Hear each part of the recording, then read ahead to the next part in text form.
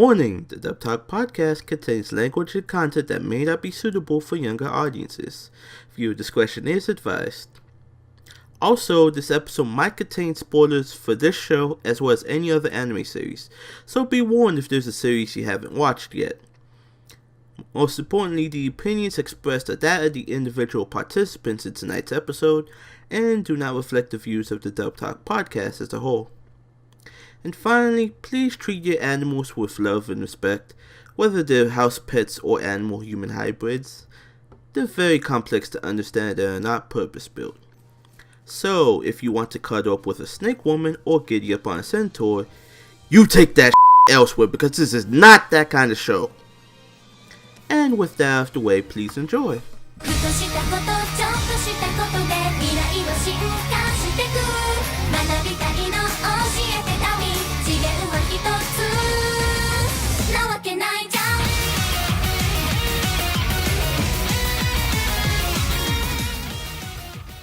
Hello there everyone, and welcome to Dub Talk, where a group of animal-human hybrids get together to discuss the latest in simuldubs and home video releases. I'm Jamal the Angel, and tonight I'll be your guide through this wonderful world of ours on a tour of self-discovery and human nature. And joining me in this discussion are my fellow friends. First up, she's not perfect, but she knows how to keep the ball rolling. It's the cat lady Megan. Meow, to meet you. Next, he loves to chase his own tail. It's Dub Talk's own resident puppy Andrew. Woof woof! Big Brother Bunny is always watching us. Oh, good God.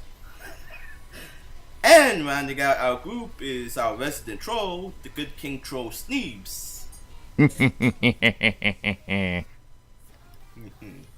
And the four of us will be journeying through the animal kingdom that is a centaur's life. If you haven't seen the show, here's a quick synopsis for you. High school is a complicated time for any young centaur, but shy, sweet Jimeno won't have to clop through it alone. Surrounded by plenty of interesting classmates, satyrs, demons, angels, you name it. No matter what happened to her daily equestrian life, she's got friends to help her through. Now, we will be covering Funimation's press release from A to Z, making a few detours along the way. There's more on that later. We'll discuss our predictions for the show, who's actually cast, and give our initial thoughts on the performance. So yeah, this is an interesting show. Boy, it's like, there's a couple of things that make this a particularly odd product. Probably the most interesting thing to... God damn. You heard nothing! Nothing! I hope that's free. That's royalty-free music. Okay. What was I gonna say? Not if the mouse has anything to say about it. I'll say this. This is the first time we've ever discussed a show where making the joke one of those Chinese cartoons doesn't work. Because this is actually being made by a Chinese animation company. Yeah, Howline is animation. The same people that bought... Oh, good God. The same people that bought your Kenka Bancho Otome and the Silver Guardian. Yeah, this is, this show looks like something. It's... Yeah, it's pretty low rent looking. It's Would pretty... you please let me make my joke already? It looks pretty low quality, but there's some very... It's got all the things I like in a Monster Girl Slice of Life show, as well as a couple other things brewing under the surface, which... we'll have a lot more to say on that. Let's just say... not all is such... Don't you say anything out of line! The state is watching you! Oh, God damn it. And that, boys and girls, is why I drink. To numb me through the operation called life. That's gonna get very ironic, considering the fact that there's apparently, like, an Auschwitz thing in episode 9. Well, yeah. I haven't gotten to episode 9 yet. I'm on the dub. Okay, but... Please yeah, please kill me. I keep doing the voice. Okay, I think we're gonna need to settle down with the voice. Yeah. Lay me down to sleep. you don't be quiet, I'm gonna put you asleep. Megan. That's what we do. Megan, Enemies of the nations. Megan, if you don't behave yourself, you're gonna be sent to a correctional facility. Oh, that's my favorite type. Okay. Please kill me. I've been up since 5:30 this morning. You and me both. Nothing a been up good old since lobotomy 6. won't fix. I've been up since 6, but we really need to keep moving. So, let's discuss this animal kingdom by going over the hierarchy at the top of the food chain. In essence, I mean the ADR director and scriptwriter. So, who wants to go first? I'm going last because I have a funny story about this. I wanted to say I had predictions in this, but when I was transferring over new computers, I actually can't find the file anymore. So I'm going in fresh. Yeah, I always have a challenge picking out the script writers. It's kind of a dicey business. The script writers don't get the same visibility as some of the other things. However, the Interview with Monster Girls folks, what was the name again? Krista McGuire? Christy McGuire, thank you. Kristen, not Christy. She will call your bitch ass out. Okay, my bitch ass has been called. Sorry, Ms. McGuire. Yeah, I wondered about something like that for this. Try and put a little bit of punchy wit to something that was sort of a middle above grade material. It seemed like this could benefit a little bit from a localized touch here and there, but that was just my random stab in the dark. So, you have no predictions for director then? Me? For director? Yeah. Yeah, I actually wondered about Chris George for director. Interesting. He seemed like this was, again, a small-scale project that he wasn't it wouldn't be a huge moneymaker, so it would be a chance for folks who don't have as much experience to cut their teeth a little bit. And, yeah, it seemed like as good a thing as any. Okay. It's kind of funny you brought up Interviews with Monster Girls, because I kind of had the same vibe with my predictions. I had Jade Saxon for director and Kristen McGuire for scriptwriter. As for the rest of my predictions, I had Laura Woodhull for ADR director because really because when she did an AMA on Twitter, she said that she was direct to the show that she can't wait to announce, and I thought, what would be a good show for her to cut her teeth on? Because she says one of the things she would like to direct is a comedy kind of, and the show does have some comedic elements to it. It's got some very like moe slice of life comedic timing. I mean, it's got the Lucky Star music. Seriously, the fucking soundtrack sounds like bootleg Lucky Star. It's fucking weird. Yeah. No. There's straight up. Okay. Oh wait, that's also manga. No. There's a straight up a scene when they're all in a classroom where straight up the do do do do do do do do do. Do. Like, it's the fucking same beat. It's weird. It's almost as though the budget were stretched. Probably. Yes. Even then, yes. It's like, I guess, I don't know, maybe it makes more sense about it being a Chinese bootleg soundtrack, but that's another story for another time. Please continue. Yes. As for like I was saying, as for the rest of my predictions, I had Bonnie Klinkenbeard and Aaron Disby for scriptwriter because I figured you need somebody who can make a script faithful to the adaptation, which is ironic because I also have Aaron as the director as well. That's not... That man really needs to stop pulling double duty on his shows. Like, they're pretty good dubs, but he's just gonna tire himself out. I mean, yeah. I think, as far as I'm aware, he seems to be like on break this season in regards to ADR, unless there's some other. Or he's directing a home video. That's always true. Yeah, that's true.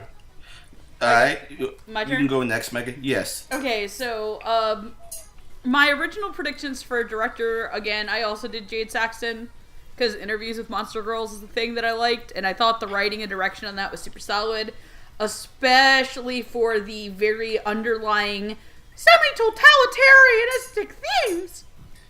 I don't know if I'm getting...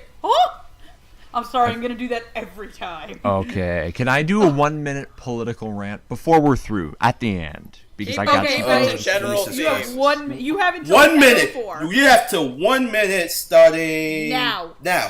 All right, my main issue with the series is that it condenses a worldview that is not logical for a society like that. It seems like they're constantly afraid of an outside threat, and what could possibly do that in a nation-state that is both stable and has diversity among it? I mean, it doesn't seem like they're dealing with terrorist threats, perhaps, or something like that, where there's political turmoil. It's not really clearly laid out. It seems to be the fear of there needs to be a nation-state that's going to punish people who persecute. It seems to be like a reactionary fantasy rather than anything that would be sensible in any modern society that is not a totalitarian state. And a totalitarian state would not have the type of social structures that would exist in modern Japan. It's like some nightmare from freaking the darkest corners of Reddit. Anyway, I just have some From strong the opinions darkest about how they corners conceive of that. Reddit. Okay. 47 Anyway. seconds, not bad. Anyway, back to what I was saying. So, my other pick was actually Sunny Straight, because I figured this was like a teenager's coming of age story with a monster person flair to it. So I figured, hey, Sunny Straight's done Tsukigakure, and fuck it, let's roll with that shit. And then my predictions for writer were Bonnie Clinkenbeard, because I figured, as much as I hate to say this, my biggest fear was that Jamie Marchi was going to write the show. And it's nothing against Jamie Marchi as a writer. It's just that sometimes with subject matter that is very murky itself on what its themes are and can be construed in certain ways, the last thing this little show needed was another Dragon Maid or prison school incident, to which I don't care on what side you fall, we're not talking about this here. Just let sleeping dogs lie, and if you don't fucking like the jokes or the writing, just watch the other fucking version. Meh. And then my other prick was Kristen McGuire, because, hey, I liked Interview with Monster Girls, and I liked the way that she used terminology in this. However, right before the cast got announced, I called Andrew up on the phone to vent, and he can 100% back me up on this, is I had one fear, one singular directorial fear of this show. No fear. I can see where this is coming from. I said to him this, the day this show's cast got announced, literally minutes before it happened, I said, watch the universe fuck with me. It's gonna be Kyle Phillips. And there we go. That's sorry. right. That's right. Fuck you, people. universe. That's right, universe. The ADR director for this show is, of course, Kyle Phillips. And the scriptwriter is Bonnie Clinkenbeard. The works these two have done for Kyle Phillips, he has directed Aya the Scarlet Ammo AA, Clockwork Planet, The Gashikachi, Dance with Devils, I Said the Last Witch, and Miss Kobayashi's Dragon Maid. Bonnie Clinkenbeard has written for other shows such as Alice in Roku, the Black Butler franchise, the Raildex franchise, Clockwork Planet, Noragami franchise, Soy the franchise, Three Leaves, Three Colors, and Yuri on Ice. So, before we get into our thoughts on these two, I would like to take a moment and congratulate Mr. Kyle Phillips, because if you are unaware, he just became a daddy for the first time. Yay! Congratulations on your little centaur baby. Oh wait, no wait, actual human baby. Okay. Congratulations, sir. Yes, you're gonna need all the lessons you can get from this show, because life is gonna be very difficult raising a child. Yes, but anyway, congratulations. Yes. So, let's get back on track. What did we think of these two? Before I get my thoughts, we kind of glossed over this a few minutes ago. God damn it, Sneebs. Holy shit. I thought you were, actively, speeding up your own voice, fast forward in real time. That was amazing. I am a man of many talents, one of which is opining about this show. As far as direction goes, I didn't have a whole lot to say here. They made it work for what it was, but I didn't see anything that really made it pop. There were some of the word choices like little Shoda girl or something like that. Terminology that is super weeaboo, a little creepy, and I think would have felt much better naturalized, not just used weebologisms. Direction, the cast does what they need to. It's not a huge amount of serious dramatic stakes here, but yeah, it's a show. It's a dub. Meh. Okay. I'm gonna take the opposite side of that and actually say Please do. that I like the weeabooisms, the weebisms in this, because I feel like this is a show where a lot of the fans who are gonna watch this, no offense, you're a fucking weeb. I mean, yes. I'm a weeb. He's a weeb. He's a weeb. We're all weebs. Hey! You're a weeb, Sneebs. I know you're... Sneebs the weebs. Sneebs. I want you to remember you willingly locked yourself in two conjoined hotel rooms in Boston with us, you fucking nerd. Don't you apply labels to me, ma'am. Don't you apply your labels to me. Look here, you high, drugged-up Canadian librarian stuck on a nuclear base. We are so derailing right now, and I'm staying sober for this. This is a test of will. My thing is this. I'm very happy that Bonnie was the one who writes this show. Because this show could have been the show that had a bunch of weird pop culture references and all that shit. This show isn't gamers, where that can get away with it because it's gamers and that terminology kind of works. And this isn't My First Girlfriend is a Gal, which is a fucking awful show. I'm sorry, Jamal. Regardless, and the only redeeming factor to the show is the dub, and even then, it pushes it. I say that having not watched the show because I cannot willingly watch a show where a character being a pedophile is a fucking joke. Sorry, Dave. But I said my biggest fear in this show is that Kyle Phillips is going to direct it. I have been very mixed at best on Kyle Phillips dubs. Dance with Devils is its own crazy crack ship out in the night, singing and dancing. It's the pirate radio boat. It's just there. Izetta the Last Witch was, at best, Chris Waycamp's performance. I don't remember Izetta fondly. In fact, I can't tell you anything about Izetta which says something to how memorable it was to me. Not from the performances. The only things I remember about Izetta is that the show itself is a train wreck. She wrote a gun. And that Andrew made a joke about her having a fire crotch. I mean, it's still true. It's still true. And she wrote a gun, which was cool, and then sort of... But which is... my other thing is, and then Dragon Maid, I was very mixed at best on the casting, and even more so on the directing and writing front. This, to me, has been the most enjoyable Kyle Phillips dub I've watched, which is saying something. I enjoy the show more than I did when I watched the Japanese, because this show is very weird and very creepy at times. Hell yes. But the English makes it slightly more endearing, which I'll give Kyle credit for with his casting, and I'll also give Kyle credit for, in his casting, not front-load ending it with, like, huge-ass names at this point. Where, like, Hime is played by, like, Alexis Tipton or something. Spoilers, fair. It's not. That's perfectly fair. I think a lot of people are overlooking the fact that the cast, it's not it is a little experimental, and it's not like a lot of these people haven't been in, like, really bigger dubs or even huge franchises, as we're gonna find out, but they get their kind of own little weird ways to shine. That's and I genuinely enjoy that. I'll completely concede to that. I just found the product over it all was not stellar, but at the same time, you're right. This isn't meant to be something that is star performances all around. To compare it to one.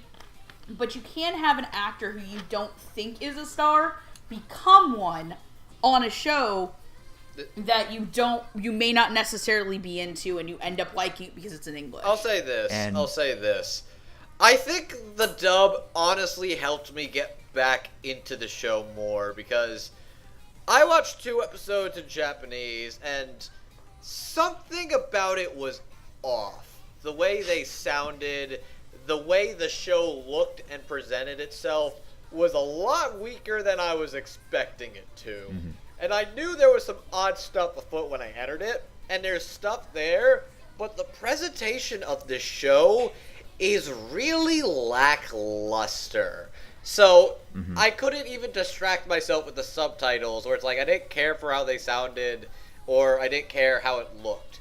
The dub, at least, was like I was able to hear some expressiveness and interesting performances out of it to kind of become a little more, okay, I can roll with this. I'm actually kind of enjoying this now. It's like more than I was getting from the subtitle, and I appreciated that. And I do agree, like, this was a show where you can't really do references because it's a world where people just don't exist as anything other than, like, demi-human creatures. Everybody's a descendant from that. Like, if you want a show that did that well, go watch BoJack Horseman, where it's just a bunch of animal puns. But I think this benefits... Animal puns and depression. Animal puns and depression, yes. But I think the show benefits from actually, like, playing it straight a little, since there's a lot of weird stuff in there that I feel I kind of wanted to see play out. Even if the way it's presented or what it's trying to say is still odd, the dub honestly helped me get back into the show when I kind of dropped it, like, 2 episodes into the sub.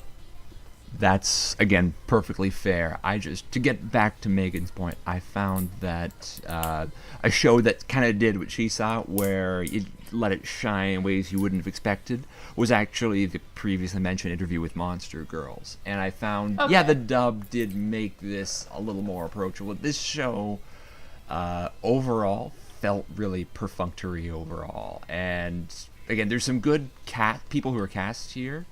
It just didn't do it for me.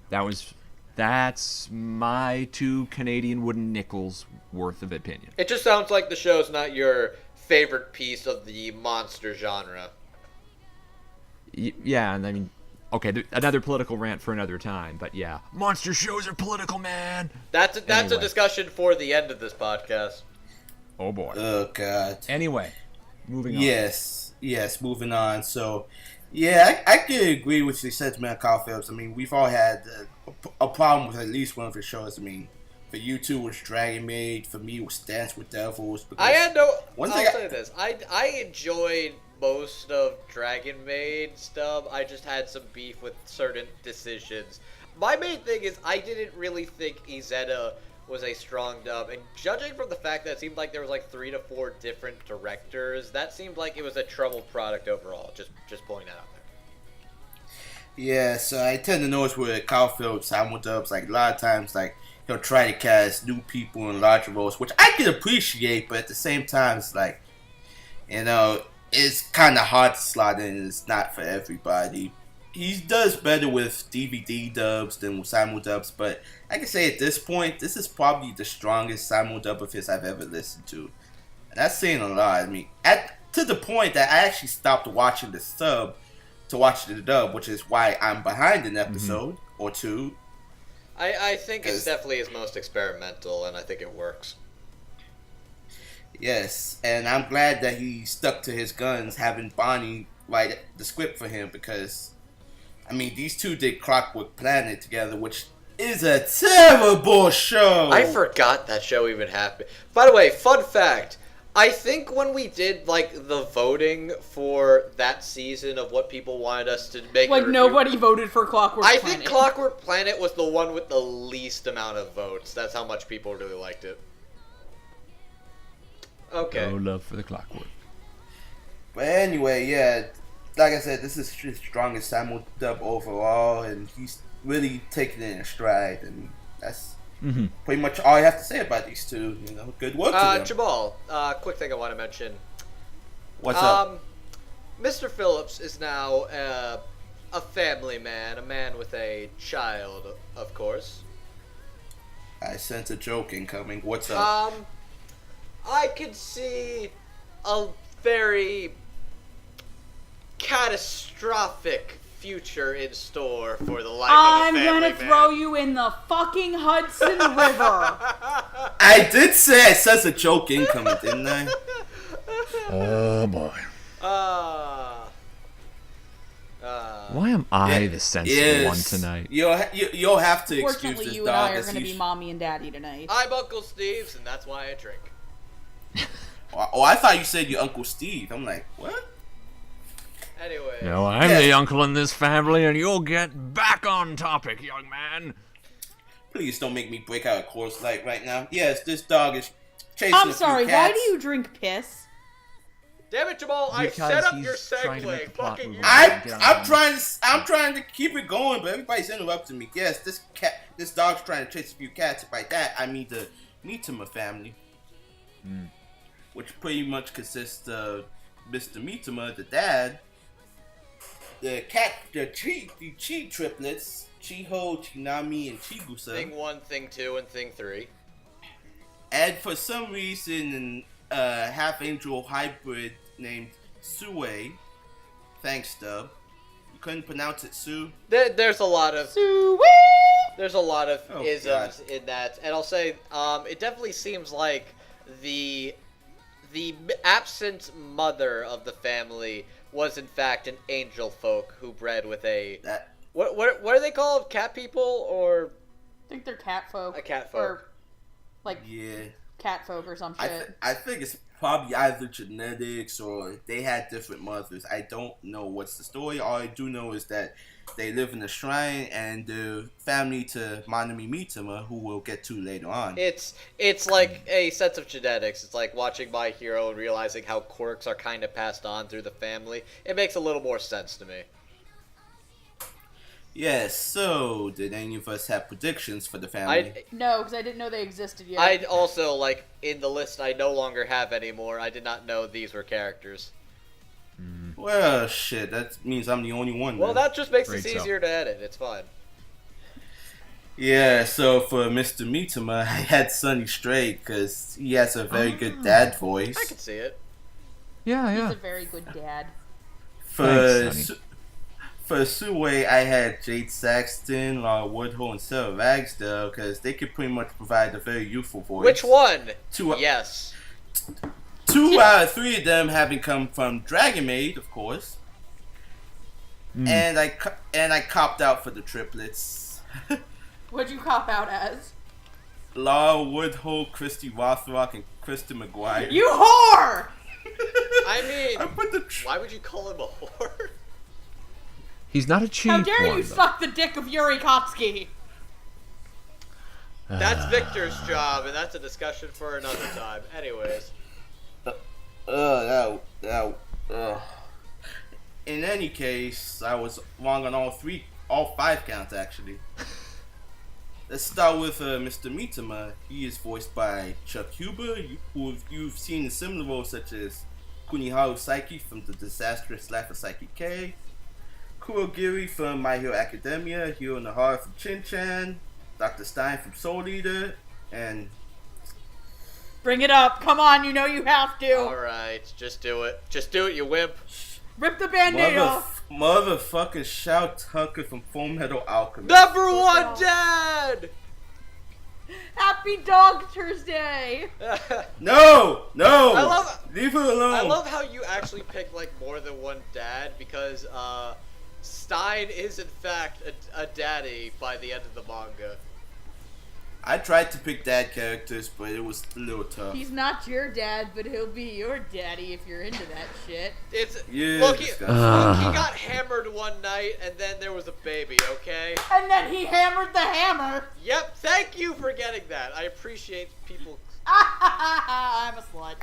Okay, then. As for the others, Sue is voiced by Didi Archilla, who you've seen in other roles as Hinata Okano from Assassination Classroom, Aries from Fairy Tail, Chantal from Maria the Virgin Witch, and Blue Fan from One Piece. Okay. Who is she in Fairy Tail? Aries. Oh, that's right. She's Aries. The fluffy one. Yes. The one who had the worst freaking celestial spirit master ever. Oh, fuck Yeah. that. Fuck those episodes. I almost cried. As for the triplets, they are all voiced by one person and one person only, Yeah. and that is Tabitha Ray. Is that You've who seen that another- is? Yes, it is. Okay, I did not know that. They look interchangeable. They sound interchangeable. Oh, they're all the same Good job, character. Tabitha. Okay, just go. Yes, Tabitha Ray, who you've seen in other roles as Hotaru from Dagashikashi, Michelle from Fairy Tail, Kanta Shinamura from Kado the Right Answer, Yayoi Endo from South of the End, and Teru Hayama from Three Leaves, Three Colors. So, what are your thoughts, ladies and gentlemen? I want to go first. Go ahead. Go right ahead. Chuck Huber is overworked and underpaid and needs to be a better fucking dad in this show too. Though I appreciate the character designers making his glasses go around his ears because they're not on the side of his face; they're on the top of his head because he's a cat. Yeah. Which is weird, because the pussy got some pussy. Yeah, there's a... 5 times. Oh my God. At least 3 times. At least 3 Or they times. give birth in Because litters. Sue is cute and Yes. makes noises, I guess. Well, she's a sickly little child. She's a Yeah, sickly little keep that child. in So she mind. makes like little coffee noises and noises. However, I want whatever the fuck Tabitha Ray is smoking. She basically just decides, like, okay, you're voicing 3 little kittens that are extremely curious and extremely, like, annoying little kids, but they're kind of endearing. It's kind of ironic you say you want what she's smoking, because I think she's like Monica Rial on crack. Well, I'm not even No, and sure. that's the thing is, I actually thought one of them was Monica Rial. Like, I thought it was like one was Monica, one was somebody, and like the other 2 were a voice actress I didn't know. I legitimately thought one of them was Monica. She's up for voice acting Black Magic because I could not tell she was the 3 of them together. I thought there was a possibility that it was the same person, but I couldn't immediately tell. They all had... Like, I had to ask. I was like, hey, Kyle, I know I've been kind of mean to you on the podcast, but What? who plays the cheese? He's like, oh yeah, that's just Tabitha. I was like, the fuck? When have we ever said anything mean on this podcast? Never, ever. I've called you like a whore a couple times, Andrew, and threatened to murder you. Probably more than Don't a dozen be a times. bitch. Yeah. Don't be bitches. All of you. All of you. Hey, Don't don't remember- say that in front don't- of the children. I'll call the censors. Don't fuck with You'll go to a Sneebs. clinic. He's got the and let's power of God move and on. anime on his side. Okay, no. And we're going off the rails again. Let me bring this back around on the rails. I think Chuck is pretty good as the dad because he already has like a very dadly voice, and I'm not even making a. Chuck Huber has like a ton of fucking kids. Oh yeah, and he also has a ton of kids, so it's fitting that he's Yeah. taking care of a family of 5. Also, that was a weird scene where he's like has a fight with his daughter about like you're half-assing your entire life. You commit to whether you want to be a father or an artist. Otherwise, you're failing at both. It's like, oh god, fucking kitty's got claws. Wait, you're not even the kitty. Those are the kitties. Speaking of the kitties, holy shit, these are some hyperactive kids. I could not handle dealing with any of them, but they're all like weirdly adorable, but kind of annoying too. I think they did bring about what I felt was one of the most amusing, kind of surprising scenes in the show. Is that why can girls kiss each other? Is like, okay, this is going That was places. I think I kind of appreciate that it's like, oh, it's like most shows, it's just like, oh, it's just friends, or it's something you do. It's like endearing, it's friendly, it doesn't mean nothing. And then you have the actual lesbian couple where it's like, what do you mean? It's like this.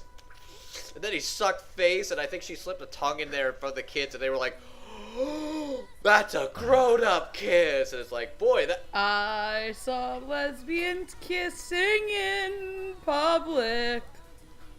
And then one of them gets slapped upside the head with a scallion. So Himeno's family then? Okay, wait. Actually, say Yeah. I Jamal didn't talk. really liked Tabitha Ray as the triple threat that is these kids. They're very hyperactive, and I genuinely had trouble with Okay, face it. If any of you had to actually babysit these kids, you'd punt them in 5 seconds. Oh, I'd hate dealing with these kids. They are, oh my god. They can't even handle their own sister. They make me tired watching them. Yep. Yeah.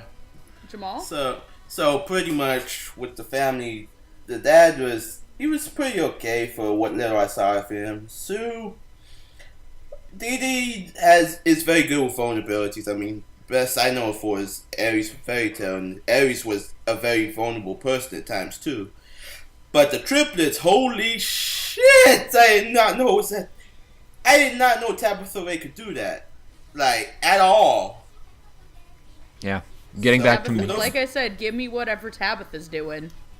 Yeah, I got what you were talking about earlier there with Megan, with how you had an actor who just popped in this. Like, this is a prime example of that. Yeah, because I honestly, the only other thing, because I've never seen Dagashi Kashi, I've never seen Three Leaves, Three Colors, so the only thing I remember Tabitha Ray in is, like, the one good fairy tale filler arc as Daphne, and she was really good in that, too. She's not Daphne. She's Michelle. Yes? I'm sorry, Michelle, not Daphne. Who the fuck is Daphne? Gwendolyn Lau. Oh yeah, that's who that was. Who? Gwendolyn Lau. Oh my god, how could I ever disgrace the good filler arc with that? Well, honestly... You tell me. I'm sorry. Bless... Hero... In the name of the Natsu, the Igneo the Natsu... And the Holy Dragon. And the Holy Dragon. Hiro Mashima-san. Forgive me, for I have sinned. Let us not talk about dragons. We had an entire conversation about how hot... Do you want to fuck a dragon? No! Let's not I want to do this get again. on with this podcast. Literally, like... Okay, yes, we should move on. Dragon abs. Your thoughts, Megan. Dragon abs. Megan, you there?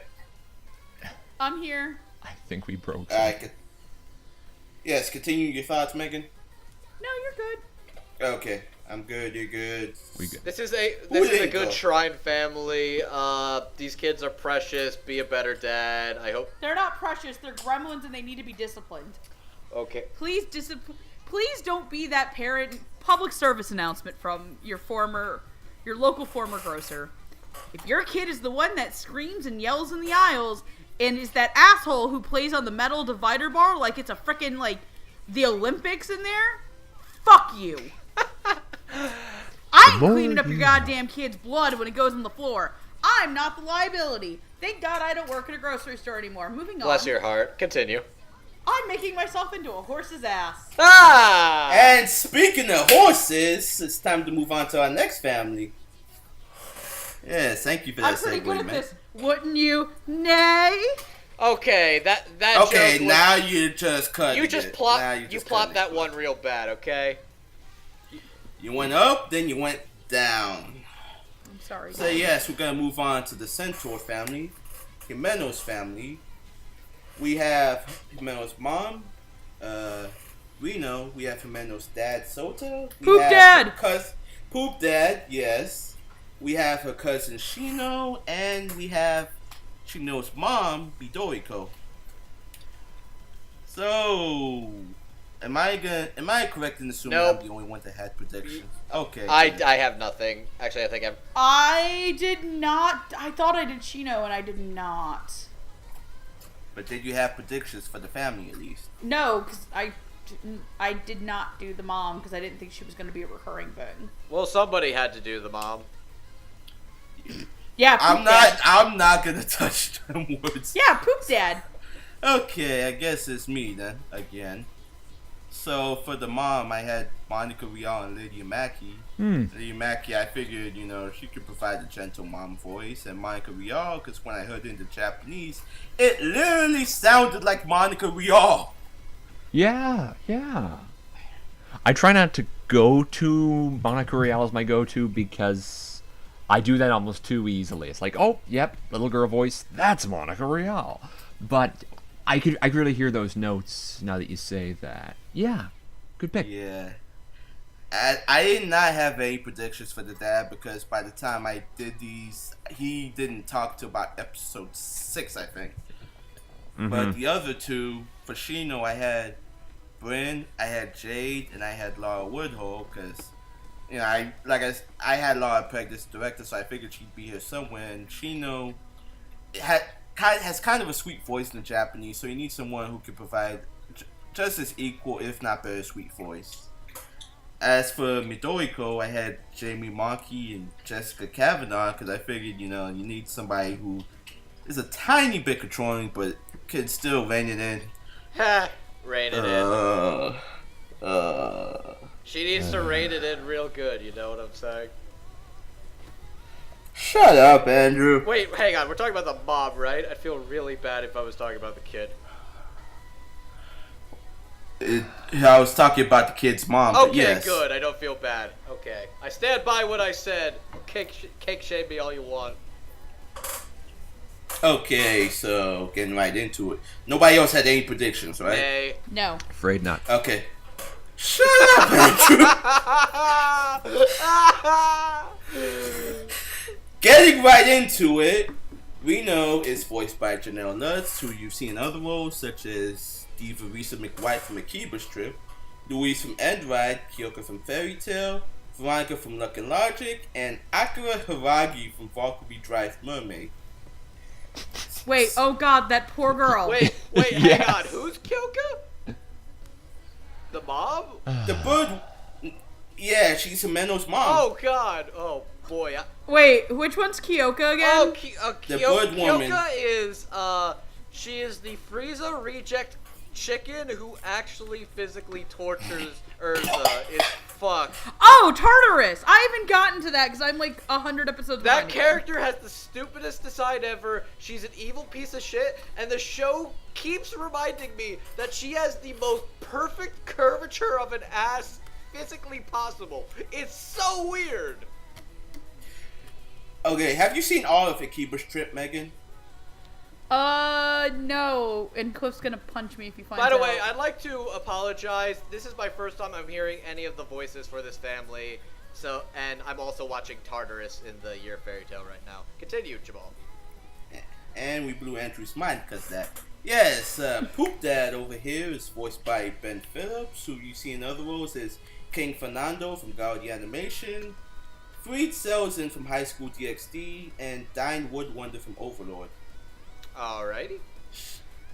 Shino is voiced by a relatively new actress named Mala Acevedo, who you've seen in other roles such as Danica Mamiya from Aria the Scarlet Ammo AA, Amore from Hina Logic from Lucky Logic, and Tama from Concorde. Could you pronounce that again? What was her name? Mala Acevedo. Okay, I'll look that up later. Well, I know what I'm fucking up tonight. Oh, good God. Your liver? No. Wait, it's me. I have to go to bed after this. Yes, and Midoriko is voiced by another new actress named Julie Shields. Other roles she's been in is Ryu in Regalia, The Three Sacred Stars, and Rei from Sayuki Reload Blast. So, let's jump right into the conversation. What do you think of these four? God, Shino's mom sounds like she has a stick up her ass. Yeah, terse. Yeah. I told wait you until it's a little Jamal, control. You wait until tomorrow because I get to tell a fun story about Tsuki Gakure and mom. Okay. But Fun. no, like Poop Dad, he's pretty good. He's just big burly bear dad. But Big burly bear dad means a Hide's lot. mom is like, God, you were so stuck up.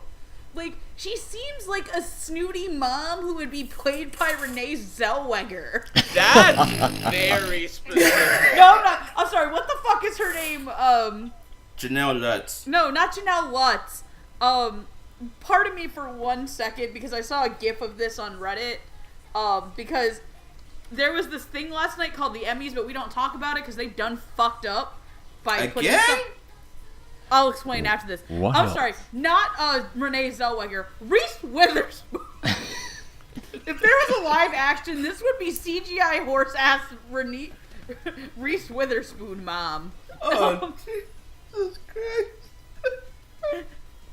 I think And now you you broke all something. are imagining a shitty CGI for Reese Witherspoon. I always knew. She knows mom is cutie.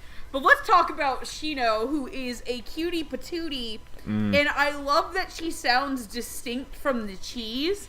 Like, she just doesn't sound like a generic little kid. And that she sounds like, but Hime is mine. Like, Yeah, that was pretty she's genuine. so fucking cool. I want like 10 Shinos, but not really, because she'd poop on my floor. And it'd be really awkward to clean up. You'd brush her mane and sing the My Little Pony theme song to her. My little Shino, my little Shino. How do girls kiss? Mommy, how do two girls make out? Well, you see, when one wants to eat the other one's clam.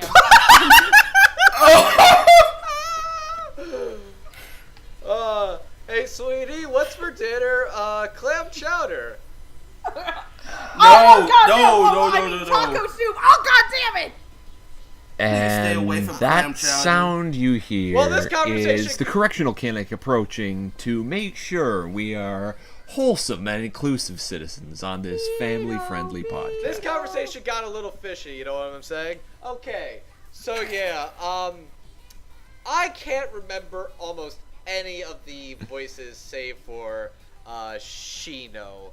Shino is adorable, and she's very precious, and I actually genuinely do like seeing her and the kids interact, and her interacting with Hime, because it's genuinely interesting watching this dynamic of bipedal horse people like trying to live about their daily lives, because it's like you see that in other shows like Monster Musume and that, but by then they're like fully grown like teenage adult people that are definitely consensual of age, because otherwise Monster Musume would be very weird, and that's another story for another time.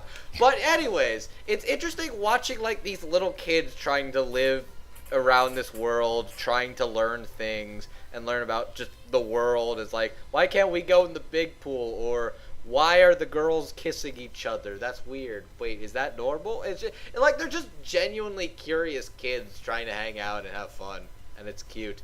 I really don't remember anything about the parents, but you keep talking about poop. You keep talking about Poop Dad. I'm gonna say something horrible. You think that's why he's into centaurs? Because He is a centaur. No. is he? I thought he was like a cat person. I really don't remember. You him. almost had a point, and then you killed it, bro. Why you do that? Look, all I'm saying is This is Andrew. he's probably. Aren't horses born through the butt? Is it like a thing that happens? They do. Do you need to both go and watch poop and give that birth out of episode? the same hole? You think he's into that?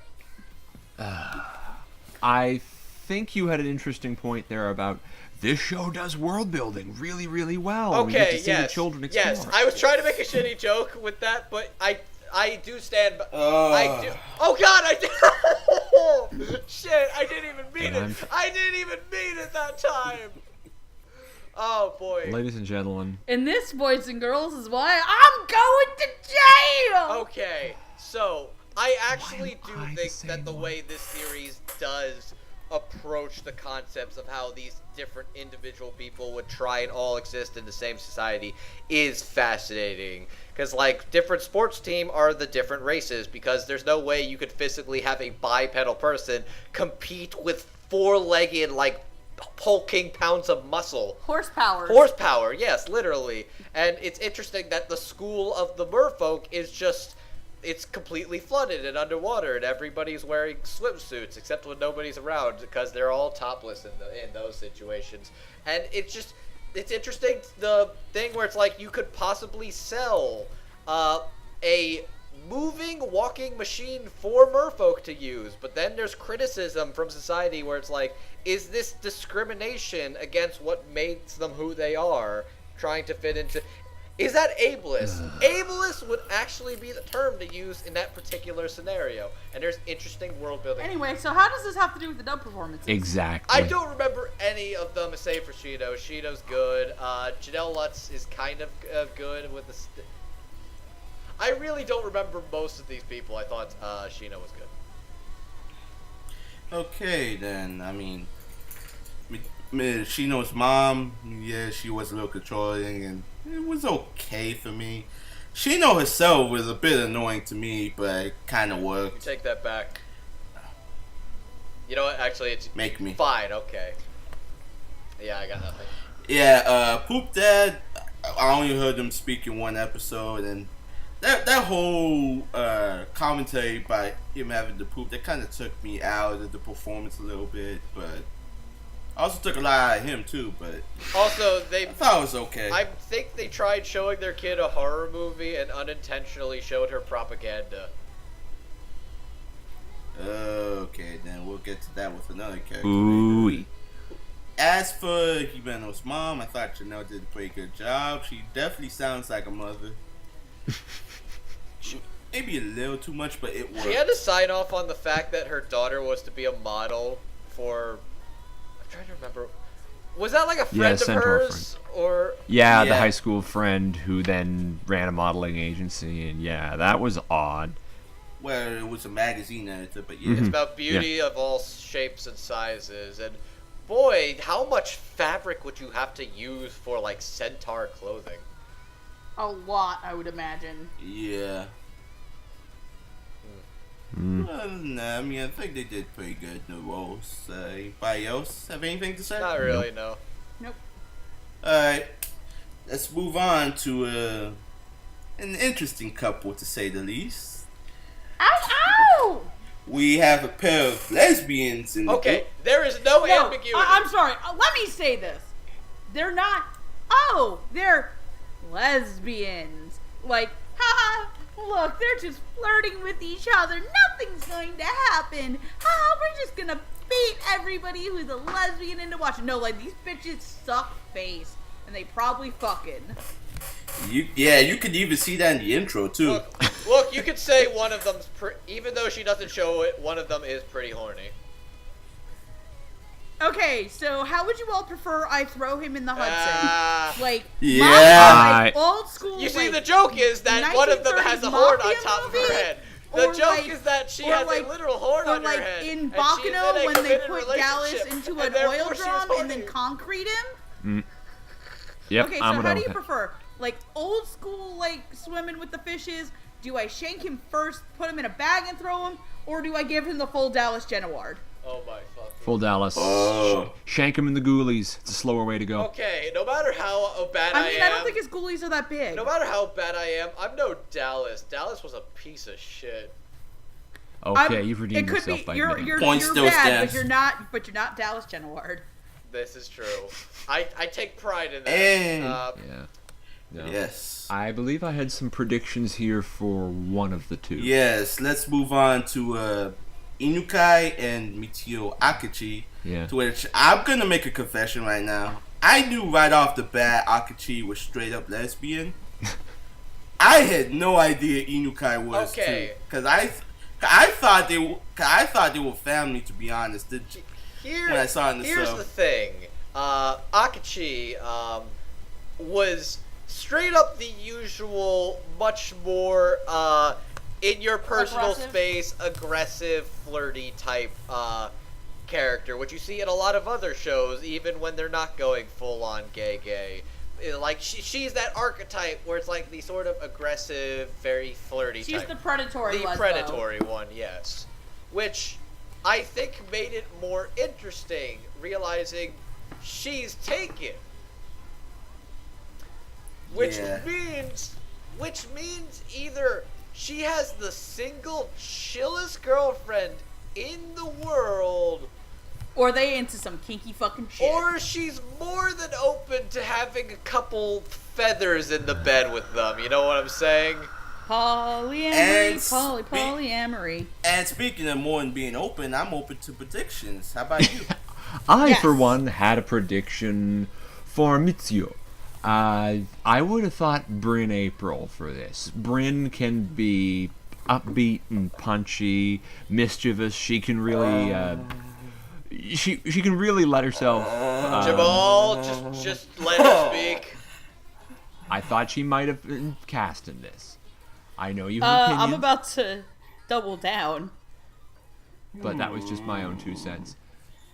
I'm about to double down because I actually had Bryn April as Inukai. Oh. And my other backup choice, because she could do also softer spoken characters, which is why I thought of Inukai. Or I also had Sarah Wiedenheft, because Sarah Wiedenheft can do soft spoken characters. I'm about to triple down because my first pick for Mitsuyo was Brittany Lauda. Oh, I thought you were gonna say Jill Harris. No, that's one I of have mine Jill Harris actually. somewhere else. My prediction for Mitsuyo was Brittany Lauda was my first pick because I had really been watching a show that we won't talk about ever again, and fuck you. By the way, stop asking if the group of us who did that would do actual hentai. Fuck you. Jackson, I love you, you beautiful piece of shit. Okay. Fuck you, Jackson. I'm gonna kick your ass into Lake Ontario. Okay, yeah, no. I completely forgot about those, by the way. The funny thing is I'd actually seen one of those. Okay, anyway, and my other prediction for Mitsuyo, because I figured she would have kind of like a more lower tone, and Inukai would have the higher tone, which is why I picked Bryn and Sarah. My other pick was Leah Clark. I could see it. Oh. I see. Yeah, me too. If you're wondering where my predictions, they're currently being shanked and Dallas Genoward into the Hudson. Dallas Dallas got shot first. Whatever happened to him was too good for him. Whatever, Dallas Genoward shot first. Okay, Dallas Reed is a different person than Dallas Genoward. Okay, then. That went to a weird place. What were your takes, Jamal? As for me, my predictions for Inukai, I figured you need someone who can do soft-spoken characters very easily. So I had Felicia Angel and Tia Ballard. Okay. As for Mitsuyo, I figured you need somewhat of a trickster, so I had Jill. And I had Kristen McGuire. I can see both. And I had Nicole Endicott. Nicole? Oh, right. Because of the other show that will not be mentioned by name. Which I actually heard the actual voice on a few of Dave's Periscopes, which if you ever get the chance, you need to check out because they're pretty cool. But she has a sweeter tone to her voice instead of what you heard in the other show. Okay. Yeah, no, like, I imagine that it could have been her real tone, I didn't know, but in that show she sounded like a commanding boss-ass bitch. Mm-hmm. Oh my god. Megan, it happened. What? Just accept that it happened, okay? No, something. Okay, so I'm sorry to. You can cut this out.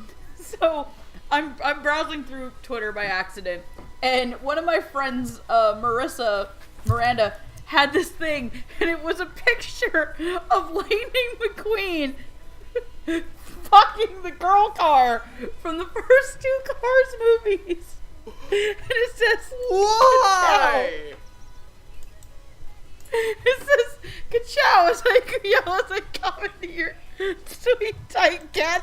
We are having a wholesome conversation about interspecies lesbian relationships and the possible, very undertoned Big Brother-esque society that is this world, and you're bringing cars porn into this. Shame on you!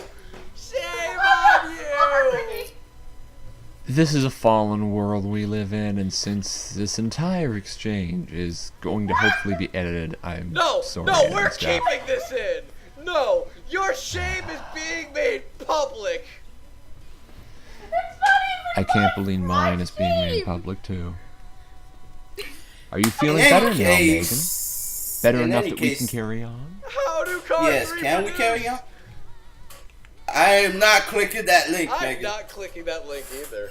Yes, you are, bitch. You're gonna get curious. I see it in the oh, no. I am In beyond any case, good that's anything. all for predictions, right? Yeah. Yeah, predictions, please. Yes. So, Inukai, we're gonna start there. Inukai is voiced by Tia Ballard. who you've heard in similar roles such as Sanae Kashimura from Alice Roku, Chiyo from The Devil is a Part-Timer, Happy from Fairy Tail, Nanami Momozono from Kami-sama Kiss, Miko Yamada from My Love Story, Amara from Rachel Bahamut Genesis, and because this was just recently recorded, Augury from Gamers. Fuck Augury! I think that's what she wanted from Tasuku, but... Okay, continue. Who's next? Yeah. As for Mitsuyo, she is voiced by Caitlin Glass, who you've heard as other lesbians such as Cammy White from Street Fighter 4 and 5. Wait, Maki did you from... just call Cammy a lesbian? I ran out of lesbian roles. I just shoehorned her in there. I know she's not a lesbian. Look, she lays it all bare for the world, but I believe she's pretty open about, like, the things she does for the British government. True. Look, she lays it all bare. Okay. That's beside the point. Yes, she's also Maki from Love Life, Umiko Ahagon from New Game, Retari from Show by Rock, Mina from that other show we won't talk about. Mina Kim Ashido from My Hero Academia. That's what you meant. Hero Academia. I didn't know she was a lesbian too. And she's Mitsuko from Yorikuma You Arashi. really don't. There's the one I was looking You really for. don't need to archetype this as she plays the lesbies. Well, what else was I supposed to do? I don't know. Well, at least you included Maki. At least you included it, yeah. So yeah. Where do we begin with these? Okay, I was ready to have a fascinating, pure fun discussion about a committed, happy, probably even open, lesbian relationship between two monster ladies. And you brought cars into it! Why? God damn it. It's still there! I can't, I need to close this chat, I can't, no, thank you. I've removed it, it's gone, it's gone. Okay. Okay. So your opinions about this show and this casting choice? My opinions for these two particular characters. I enjoy Caitlin Glass as being the fun-loving, teasy type character. She's very much. She's got a little snark and bite to her, but she definitely means well. She's definitely very caring about her friends and those close to her. She's a bit She's a bit flirty, and she's a bit of a tease, and she very much will blackmail you into cosplay. But she's a lot of fun. Tia Ballard doesn't get like a lot to do with Inukai, but Inukai is very kind, soft-spoken, and surprisingly tolerant of her lady friend's bullshit. But as I predicted before, I'm pretty sure she's either really calm or she's the real freak in bed and might want to get some tail feathers ruffled up in the bed too. I'm just saying. She didn't object to her girl grabbing onto the student council prez. Maybe she wanted to get a taste of heaven. You know what I'm saying? I found this performance, it worked. Both of them fit their respective places well, as the upbeat, high energy, and the more sensible, reserved one. While I personally was less than fond of the actual character of Mitsuyo, I found that, yeah, both were embodying it very well. Good job, ladies. I thought the two were pretty good. I mean, Tia can do, when you can restrain her voice crack, she can do soft-spoken pretty easily. As for Caitlin, like, she tends to play a lot of tricksters, but it seems to work for her. Mm-hmm. Definitely like the more like bouncy, energetic types that definitely look like they have a kitty face whenever they do something wrong. That's... Yeah, I mean, Caitlin's an active person in real life, so it would make sense to bring that energy to this character. Definitely. Megan, now that you're out of the timeout corner because of the crimes that you know that you committed, I'm sorry, you're so angry and it's The worst hysterical. part is you sounded like a muffler for a second, and I was really pissed. You still do, fuck! I'm sorry. I'm just so. Oh gosh, this is the madness. I'm sorry. I'm really sorry. I'm not actually upset. I'm just. You're not, but Jamal and Sneebs are. No, I actually really like that. It was Tia and Caitlin because they're not who I expected it to be. Especially Caitlin being. I thought Caitlin would be the quiet one. And Tia would be the energetic, mischievous one who drags poor little demon girl into being her cosplay fetish doll. And I really like that Caitlin got to be really playful with this character because she means well, but she's also a little bit of a psycho. Yeah, that was... Yeah. Yeah, and then Inukai is just very, very delicate and soft-spoken, which I tend to like Tia Ballard doing those types of roles, because I very much enjoy Tia Ballard, and if you've watched the episode for gamers, you'll know that I had a hard time with her as Augury, because sometimes Augury screams really loud, and it hurts a little bit, probably like I just did to you. So I was kind of happy it wasn't who I thought it would be, and like a lot of things, I really like the pleasant surprises that come in this show. So yeah. Alright. And it sounded like, Sneebs, you weren't a fan of the characters, per se. No. I found that, first episode, this seems kind of cool. We've got the historical costume enthusiast. I'd hang out with you. And then there was that very underhanded, well, if she's caught working part-time, she could be expelled from school. Okay, yeah, Yeah, it was just with the hints of, this is a sort of totalitarian state. It was... Okay. It was just a little creepy. Okay, I see what happened. But, yeah. You thought it was like more That's me being responsible. Okay, so you thought it was more insinuating. I was gonna get her in trouble, and then she was gonna sent out back and sent to the glue factory. But... Oh no! Oh yeah, that was just a thing. There was just...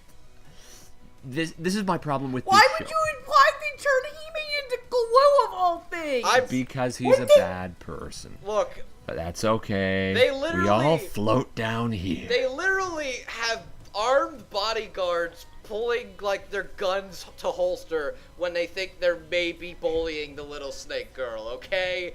Shit goes down in this world.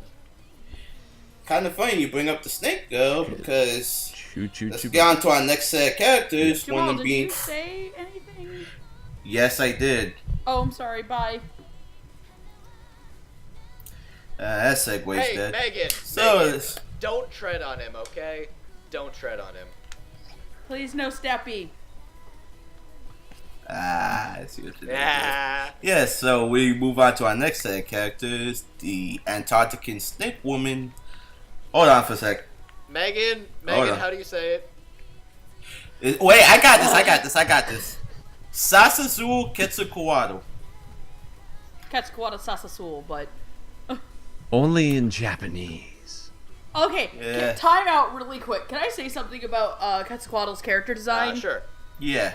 Thank God they did not make her a fuckable snake like that bitch in fucking Monster Musume. I'm offended, Time but in. okay. What did you Excuse say me, about my waifu? Excuse me for a sec. I'll be right back. Yeah, I'll get the crowbar, man. It's... You know, I think he's going on a break, but for a second, I thought he was actually storming out. Yeah. No, I mean, yeah, it was an interesting character design. I've just weirded out. It was... I like that it's weird and kind of creepy because, like, I like that it, especially like when they go to the pool in episode 7 or 8. It's 7. 7. Yes.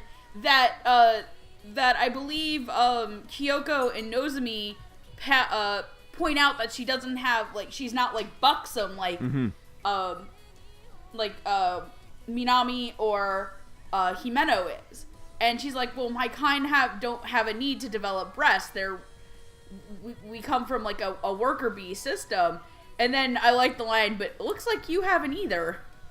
Yeah, more titty. I just think her design is like they just went full on complete total snake girl, and I think that's fascinating that they made seemingly one of the most. She wasn't like. I'm sorry. I get if you like Monster Musume and Naga, but like, I like that this came out like after that because I think a bunch of people are like, "Oh, sweet, there's a snake chick in there." Oh. No, I agree wholeheartedly. I guess I was just a little weirded out more by the world building of it because they're trying to make these are all people. They're just like that the people lore are of the shaped differently. Antarcticans is also just kind of odd, freaking like, weird. They're like the whole alien. thing Other nations. They're fighting with America too, by the way. There seems to be some sort of. Well, I'd fight with America too right now if I was. That's another story for another time. Also, I feel like we probably should have been on break. Yes, let us take this back to the sense of normalcy because we're also going to talk about Manami Mitama, who is the school class president. On the outside, looks to be a goody two-shoes. On the inside, there's some kind of conflict going on a little bit between her and her dad. At one point, I think episode 6, you see her what looks like she's tried to scam a neighbor or something by dressing up as a priest. Then you find out she lives in a shrine, so maybe that's part of her duty.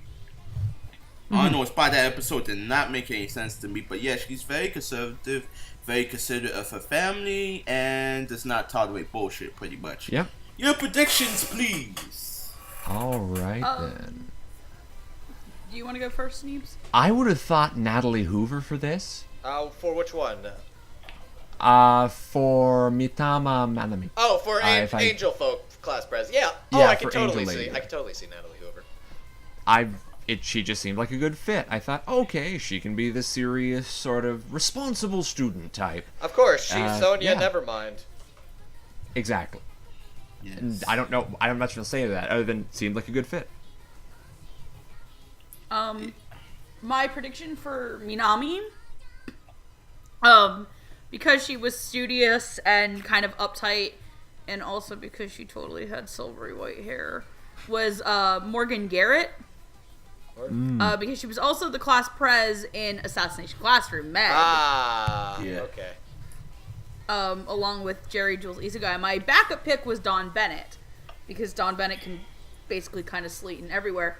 My predictions for Quetzalcoatl were Michelle Rojas, because she was tall, and I figured, hey, I liked Kanon's voice in English. Also, Kanon, stop haunting my account, you fucking hussy. Get off! I swear to God, when I pull... Thank God I am not pulling for Johanna, I'm pulling for Rin. And I will go for that sassy lesbian Rico Wonderland card. We get it! Your love life trash! Fuck you! Yes. And then my other pick was Jade Saxton, because I knew nothing about Quetzalcoatl when I looked at her at first, and I figured she was kind of tall and stoic-y looking. Yeah. So, hey, Jade Saxton can do tall and stoic-y. And in the off chance she was kind of the bitchy mom type, I mean, there's Carla. Yeah, as for me, I had no predictions for Quetzalcoatl because I did my predictions up to episode 3 and then just started watching the dub then on. Yeah. I had to pick... I was wondering about maybe this being a Monica Real role. For Quetzalcoatl? Where... Yeah, it's... I know she's been I can see it. moving a little bit more into... it's one of those weird wires crossed in my brain. I thought to My Hero Academia and her role as Tsuyu there. I just drew a parallel of she can do some of the quirkier voice work that might come out of this role. The character is supposed to be sweet, but not necessarily demure, more present and curious and a little analytical, and I drew a bit of a parallel between that and her Froppy, so that's my sense. Okay. As for me, I didn't have anything for Quetzalcoatl, but I did have some for Mitama. I had Lynn, because she's very good playing stoic characters, when she's using her actual voice, I had Jill because character is kind of similar to her character in Brave Witches. And I had Rachel Glass because she was Elma in Dragon Maid. That one dragon that took 8 fucking episodes to appear. Boy, you got some beef. I raised your dragon that... Okay, I raised your dragon that took 8 episodes to appear and likes to throw Zeno from Yona of the Dawn on the table. Fuck you, I'm out! Alright, okay. I don't get it, but I'm sure she's mad because her favorite character was in an OVA or something.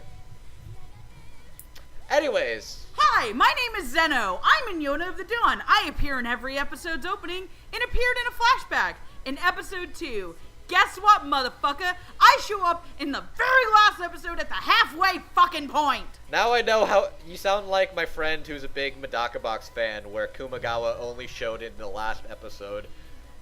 That's another story for another time. Perot, where's my season 2, you cussies? Fuck Black Clover. Give me hot dragons. Yeah. Okay. Yeah, anyway, speaking of... There's no segue. There's no segue. Just roll with it. Yes, for Quetzalcoatl, it's kind of funny Damn it, Megan. For Quetzalcoatl, we have Jade Saxton, who you I heard the other apologize roles. for nothing. I was trying to make the fact that you got Quetzalcoatl right a second time. Yes. Oh, wow. I did get it right. Yeah. Yes. Yeah, she is voiced by Jade Saxton, who you've heard in other roles as Carla from Fairy Tail, Chica from Love Live, Gertie from Love Tyrant, Kana from Miss Kobayashi's Dragon Maid, of course, Itsuka from My Hero Academia, Adele von Glonsvik from The Royal Tudor, and Yuki from Wolf Children. While Mitama is voiced by a relatively new actress named Rachel Messer, who you've heard in other roles such as Sistine Fabel from Akashic Records, Celestine the narrator from Knights and Magic, Onozawa from Sankareya Undying Love, and the teacher from Yandere Simulator. Wait, what? So... Well, there's a fucking jump. Yeah, she didn't have much in the way of major roles. Hopefully we'll see more of her in the future. Yeah, I actually genuinely enjoyed her. Is it Minami or Monami? Monami. Monami. I enjoy her performance as Monami. Yeah. She's very, no, Dad. The very stern one, and she sounds really tired a lot. Yeah. Because she's not only putting up with the bullshit as class prez, but she's also putting up with the bullshit of her dumb sisters, who I'm surprised she hasn't hurled into, the mouth of, into, the Well, ocean. that's how much she loves them, and she cares for them. Because if I... Correction, she loves Sue. Okay. I think she does love her family. She really does take care of her family. Yeah, I just feel like she's that poor girl forced to grow up before she got the chance to enjoy her childhood. Unlike Hime and the that others. That may be true. That might be some... And I think that really comes across in her performance. Yeah. It does. Another one of those breakout performances here. I bought the reality of this character and where she came from. It was one of the better performances and one of the better examples of the writing, too. Good job. Mm-hmm. Yeah, I'm the same way on her as well. I really thought I either wasn't going to like this character or she was going to be much more moe than meets the eye. But I think if she was super moe, it would have ruined the character. I'm kind of in agreement now because I didn't know what her character was or what it was going to be. I actually really enjoy what she became as a character because it's really interesting to see her being this very studious adult type, and I assumed her whole life would have been student council stuff, but anyways, when there's that time where she had to vote for a student council thing, she's like, okay, fuck this, we're voting right now, I want to get out of here.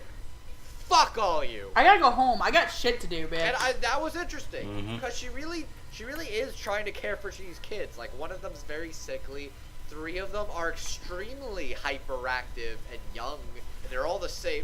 Why the fuck did she leave them alone? And not only that, the dad is an oddity.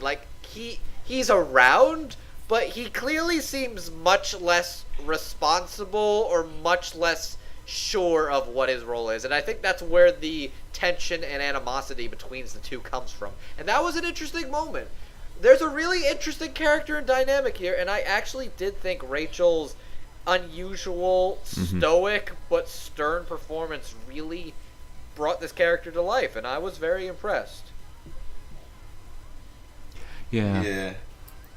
As for me, I did like Rachel's voice a lot. It took me a little getting used to, but I kind of enjoyed it. I think she sounds like a young Carrie Savage, where she provides the right amount of snog with a little childish voice, but she reins it in to fit the character restriction that Mitama provides. I thought you said snog for a second, and I'm like, this is one of the few characters that doesn't suck face with somebody.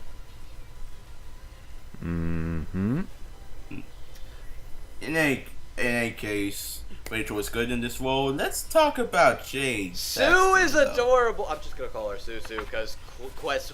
Yeah. Susu's. I love her. Yeah. If Roots were here, you'd probably just call her Ketzel Fuddruckers again. Cats of Fuddruckers. Well, she doesn't have any fuds to rock.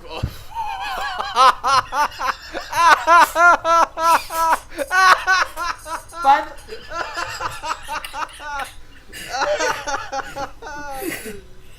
by the way, I'd actually like to point out, I think I still have the text message on my phone too for this. So while we were in Texas, we were driving to Funimation, and as we're driving, I just get a text that says, hey Megan, did you see it? Did you see it? And I'm like, see what? The Fuddruckers found the princess. Oh my god. Okay. Andrew will get that because he was on the fucking hell. I might get that. God damn it. Anyways. I'm gonna get a back on track. Aneurysm. Back on track. Yes. This is a good girl. This is a very, very precious little good girl. I do think there's a lot of the more, like, they're going on the whole concept of racism and judging appearances by its cover and political, protection. That's a thing. But yeah. Political correctness, monomock. I don't even think it's political correctness. I think it's more like she is like she is an exchange student from, like, she's like royalty in that sense, where it's like, if anything were to happen to her, it would be a diplomatic incident. I'm not even thinking it's a matter of disability or political correctness. I think it's just a matter of, if anybody was to touch her, it'd be a international incident with the alien snake people that may have, like, technology beyond our wildest dreams. No, anyway, back on track. I think Jade's really impressed me. This is like a very soft-spoken. There is no sign of, like, tsundere or snark. This is just full-on fluffiness coming from the most unassuming place. And I thought that whole scene where it's like, I'm scared of her because I saw a horror movie with the lizard people that just ate horses alive. It's like, that's scary for a baby horse to watch. God damn, parents, what the fuck? And then, like, to actually try and get to bond with her, they watched it together and both of them were being scared, and I thought that was adorable. I really think, like, this is an interesting character that adds a lot to this world and to this design, and that she's bonding and everybody's kind of scared with her. And then you see, like, I love the scene with her and the little children too, because it's like they were getting scared and running behind their sister, and they're like, do it again, and then they did it again like it was a game, and they threw her in Yeah. There's a lot of, I guess this is like a more anime approach. This is more like an anime typical character with a much more unassuming, shocking design of full-on, this is just a snake in a skirt. But it works. With legs and arms. But it works. This is how Japanese people vision foreigners. Ha ha ha ha. Now that I've also joined the rest of our debauched ranks, yeah, it was between the character design and the performances we got, they really did play up her quizzical nature, her curiosity, and her disconcert with the society she found herself in. Yeah. Yeah, no, I think Jade's great. I really like Jade as Quetzalcoatl too, because in the sense that Rachel didn't play Monami to be very moe, Jade kind of makes Quetzalcoatl a little cuter than you thought she would be. Yeah. Like, the character itself is very curious and cute because she's there to learn about human culture, because her culture is different and stuff. But I feel like she has this like really cute sense to her, like when she tries to smile and it's utterly horrifying because it's like looking into the abyss and the abyss stares back, but the abyss has teeth. Like, it's like what happens when you turn on Twin Peaks for the first time. But I did that for you, Sneebs. But like, I think that she makes the character like a lot more endearing than I feel like the Japanese was, because I feel like if Quetzalcoatl's voice wasn't the right pitch and tone and didn't have good direction, the character could be very unbearable. Mm-hmm. And the fact that the show, that Jade kind of like, under Kyle's direction, makes her a little cuter, it's very, very refreshing. Because I feel like if she was done the wrong way, she'd kind of have the Carla voice, which is bitchy Mary Poppins. And like, she wasn't meant... And that's from Jade's mouth. Bitchy Mary Poppins is how she describes Carla. That's amazing, and I love it. That's... Also, Carla is the best magical girl. Boy, that she actually is. You're right. Anyways, point is, I appreciate that they didn't just make her like a bitchy rich girl type princess, and she's just genuinely this curious girl that wants to learn, and it's interesting. Mm-hmm. Don't assume a book by its cover, because she's a good girl. Exactly. I'm glad you say that, because one thing about Jade Saxton, it seems like 2017 seems to be a year of Saxton, because a lot of her performances have been like spectacular. Nothing short of spectacular. Because she was the last person I thought would play Quetzalcoatl, and you'll see why in a few minutes. Honestly, Jade Saxton has slowly become one of my favorite actresses at Funimation. Period. That's not easy for me to really say. She's gotten some versatility on her. She's impressed me more than a couple of times. I'm very impressed. Yeah, because one of the things about some of the characters she plays, like, they have some kind of vulnerability or some kind of cuteness to them, and no pun intended, but there are also sometimes like she could come unhinged with her characters. I see what you did because of her jaw. Exactly. But yeah, it was very endearing, and I really liked it.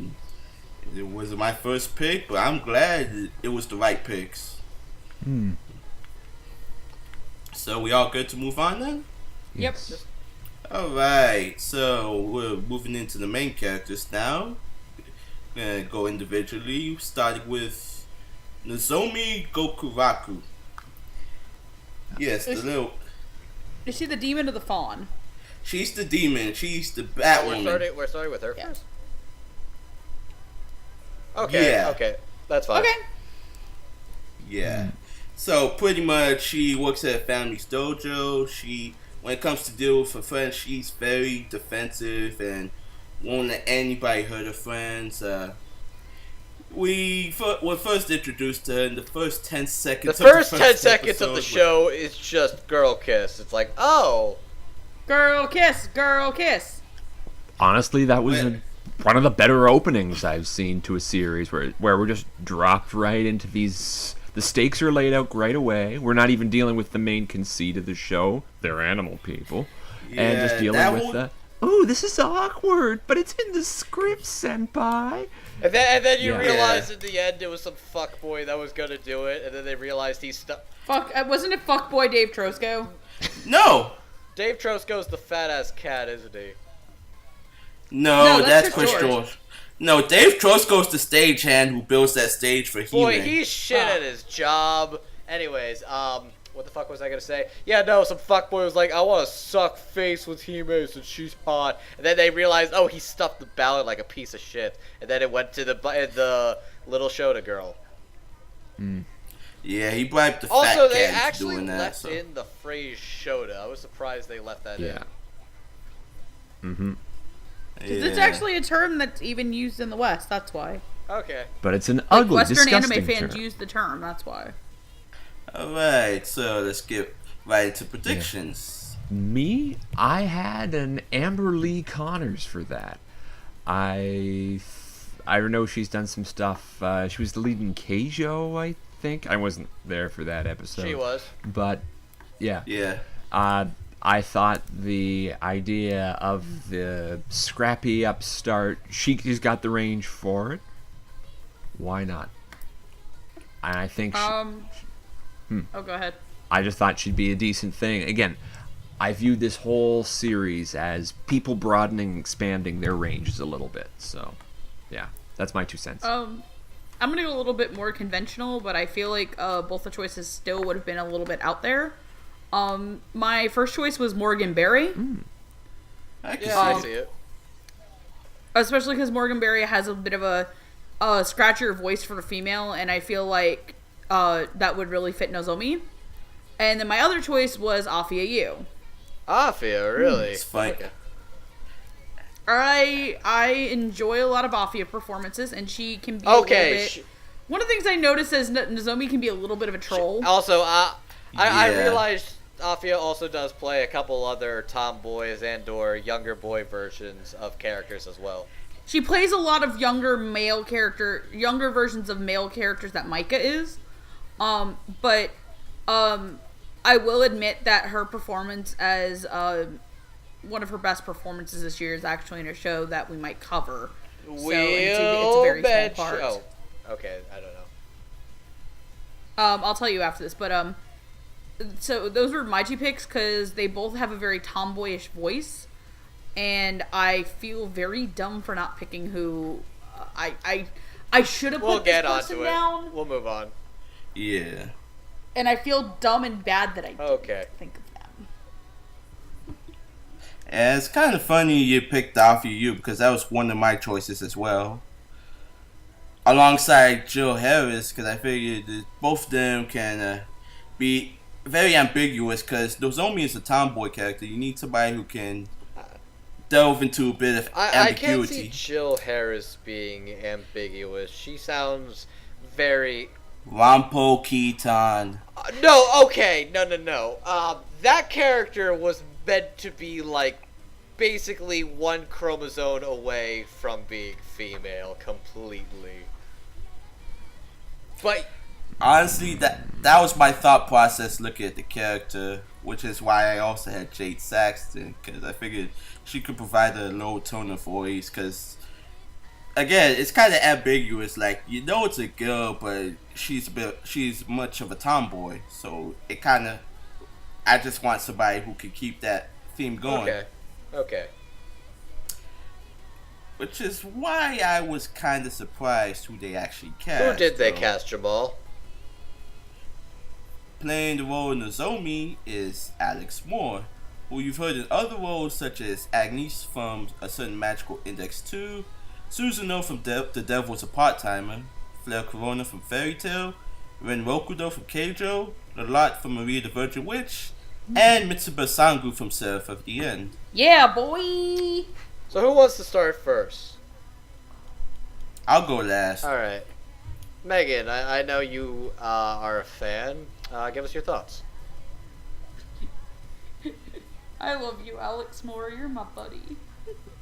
I actually really like her as Nozomi. I think she really gets... I know Alex Moore can have a weird tone of voice. I know that. She can be absolutely effing fucking terrifying if she wants to be. I mean, look at Flare Corona. But I like that Nozomi kind of has a voice that's a little bit... It sounds a little bit like Mitsuba, but more boyish. Mm-hmm. Because Mitsuba is a more feminine character. But I like that she has kind of this really nice sarcastic tone to her voice at times. Where it's like, Hime, you in there, Hime? Mm-hmm. And like, yeah. it's kind of endearing and cute. And I know a lot of people wouldn't peg Nozomi as a cute character, but I genuinely enjoy how sarcastic and charming and very... She's a good friend, and I like the character, and aesthetically I kind of like her design too, and she's a little cute, and I wonder, does she have wings again? Yeah, little bat wings. I wish she would fly for once. God damn it, child. But I enjoy that Alex Moore got this character, because I feel bad because I feel like I should mention her more. Fuck. Fuck me for that. Why? But I'll pass. but like, I feel like she needs to get a fucking lead ass character in a show. Yeah. I'm sorry. Agreed. She's a great actress. She's a very specific voice, but I will say... She's a very specific voice, but she could be a lead actress. And I like that she's getting to be one of a main three in a trio, even though we know Hime is kind of the main character. And I like her tone of voice bouncing off of Hime, bouncing off of Kyoko. I think it's Kyoko. Kyoko. Kyoko. Kyoko. Because I talked a little bit about this in Gamers, in the difference between Aguri is up here, Karen Tendo is here, and Chiaki is down here. And I feel like, obviously, Hime fits the Aguri, and she's up here, and Kyoko's kind of in the middle right here, and then she's not as low as Chiaki from Gamers. But Alex Moore kind of fits the lower register in, like, this very nice, like, pyramid that kind of balances out between each other that I've noticed in a lot of girl-heavy shows. So I appreciate it, too. Okay, there's not much more I could add, is that she really does fit the part good, and I've heard Alex Moore in a couple of things. She sounds a lot like... She sounds like her character that she plays from Devil is a Part-Timer, basically turned up a notch. Where it's like that level of... She sounds kind of like she's alien or foreign the way she speaks, so, but it's interesting. It is very... I'm not sure how I would describe it. She sounds, maybe in a way, kind of like Umaru to me, now that I think about it. Just, there's something in that tone of voice, the way she demonstrates it. It sounds kind of like, not like a typical person, but it totally works for a tomboy, eccentric character that's trying to get a rise out of people and live her life. And I think it works. She gets easily flustered. She's ready to just live her life and just chill. And she's... Oh, wow, that was loud. And she's... Oh my god, Andrew, you're gonna want the shirt on the Yeti today. I'm sorry. Okay, back on track. I think Alex Moore does a solid job as Nozomi. Mm-hmm. Yeah, I would agree. She does that. She does the sort of awkward teenage frustration very well. She feels naturally suited towards being the I'm a girl, but I'm not necessarily feminine that the character demands, and she plays up her dynamic as a teenager very naturalistically. Good job. All right. Okay, then. Where do I begin? I kind of had a bit of a problem with it in the beginning. Oh. Because the whole thing about the character, like I said, it's kind of ambiguous. Like, you know it's a girl, but yeah, it looks like she dressed like a tomboy, a boy at least. Yeah. Because if you ever seen episode 2, even Amanda Lee questioned whether she was a boy or girl. Mm-hmm. To the point that she started pulling her shorts down in class. Oh, right, the mermaid thing. That was odd. Yeah. Yeah, she even said that she looked like a character from her BL. Okay, yeah, that was funny. That was funny, actually. I thought that was like... So, going into this, I'm thinking to myself, okay, a low tone of voice would definitely fit the character. Like, it can still be feminine, just a little lower than what they're used to. So when I heard Alex more talk, she kind of talks when it's a little high nasal kind of voice, which it kind of took me out of the role. Okay. That's fair. That's fair. But when she gets snarky, like when she's taunting our next character in the first episode, like when they're running, she's like, "Hey, go faster! Hey, go faster! Hey, go faster!" That actually kind of worked. Oh yeah, no, she's a total like devious little troll. Like she's a little devil. I made it relevant. He. Yeah, yes, he did. So yeah, I mean, in the lower register it works. In the normal register, it does it to me. I'm sorry. No, it's totally like your perspective on the character. It's totally fair and plausible. Yeah. So general consensus. Pretty good. She's not an ogre, but +3 to Alex. Okay. Also, I'd like to mention the fact that mermaids and merfolk look at pornography and or like boys love in magazines. It's like one of the weird things about that was like, oh, everybody walks. You're wondering how they jerk off. No, you do it on some eggs. Actually, that is a good question. Is it? Are you just? You guys have seen the Futurama episode where Fry falls in love with the mermaid, right? Well, the part where they're about to do it. So how do we do this? Well, I'm gonna lay my eggs on the bed, and you're gonna jerk off on them. And he just leaves. That's how it works. Those merfolk designs though kind of weird, kind of creepy. All right. I just need to get the merfolk thing out of there because that there's a lot to talk about. We'll get to it in final thoughts. Who's next? Yeah. It's Uncle Sneebs. Wait, no, Uncle Sneebs is already gone. No, sorry. Mentally, apparently. Yes, mentally I'm gone. Up next on the docket is another one of Hime's friends, Kyoko Naraku. Kyoko, by design, she's the least athletic person, but what she lacks is skill, she makes up for knowledge. She's kind of Kyoko is best girl. Yeah, I'm not playing that game tonight. Yeah, she's kind of apathetic, especially towards her dad. Is victimized by Nozomi few times, especially in the self-discovery episode. Okay, that was the fucking elephant in the room. Do you understand that's how the fucking manga opened? What? Oh, God. Is that the first chapter in the manga? Yes, and I'm not judging it. Want to know why? Because all y'all boys have dick waggling contests. No, I have no problem with it at all. It's just, it's such a surprisingly odd turn of events. It's actually kind. What, girls can't imagine? No. It's like the sequence of how they get to that is like I think she's concerned about like judgment from like other boys because like a boy's like, wow, are you gonna give birth like that cow did or something? And she's so. No, it's okay if you've never seen the show, but you're watching this episode anyway, and I don't know why you're an hour fuck all into it at this point. They love her personality. Hime gets a love letter from a boy on the train. Played by Carl Phillips. Okay. She runs off because she's afraid.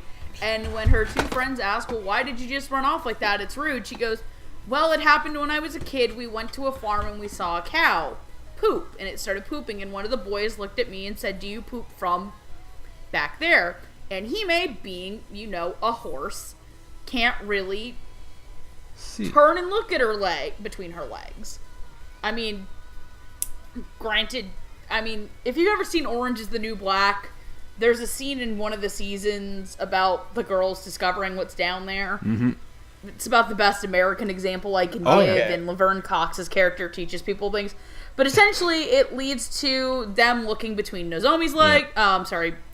Nozomi's legs first.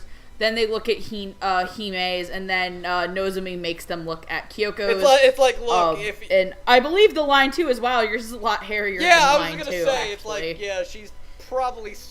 Which isn't weird. I'm sorry, that's not weird to me. None of us are judging that. I just find that fascinating and interesting. Like, that's totally cool.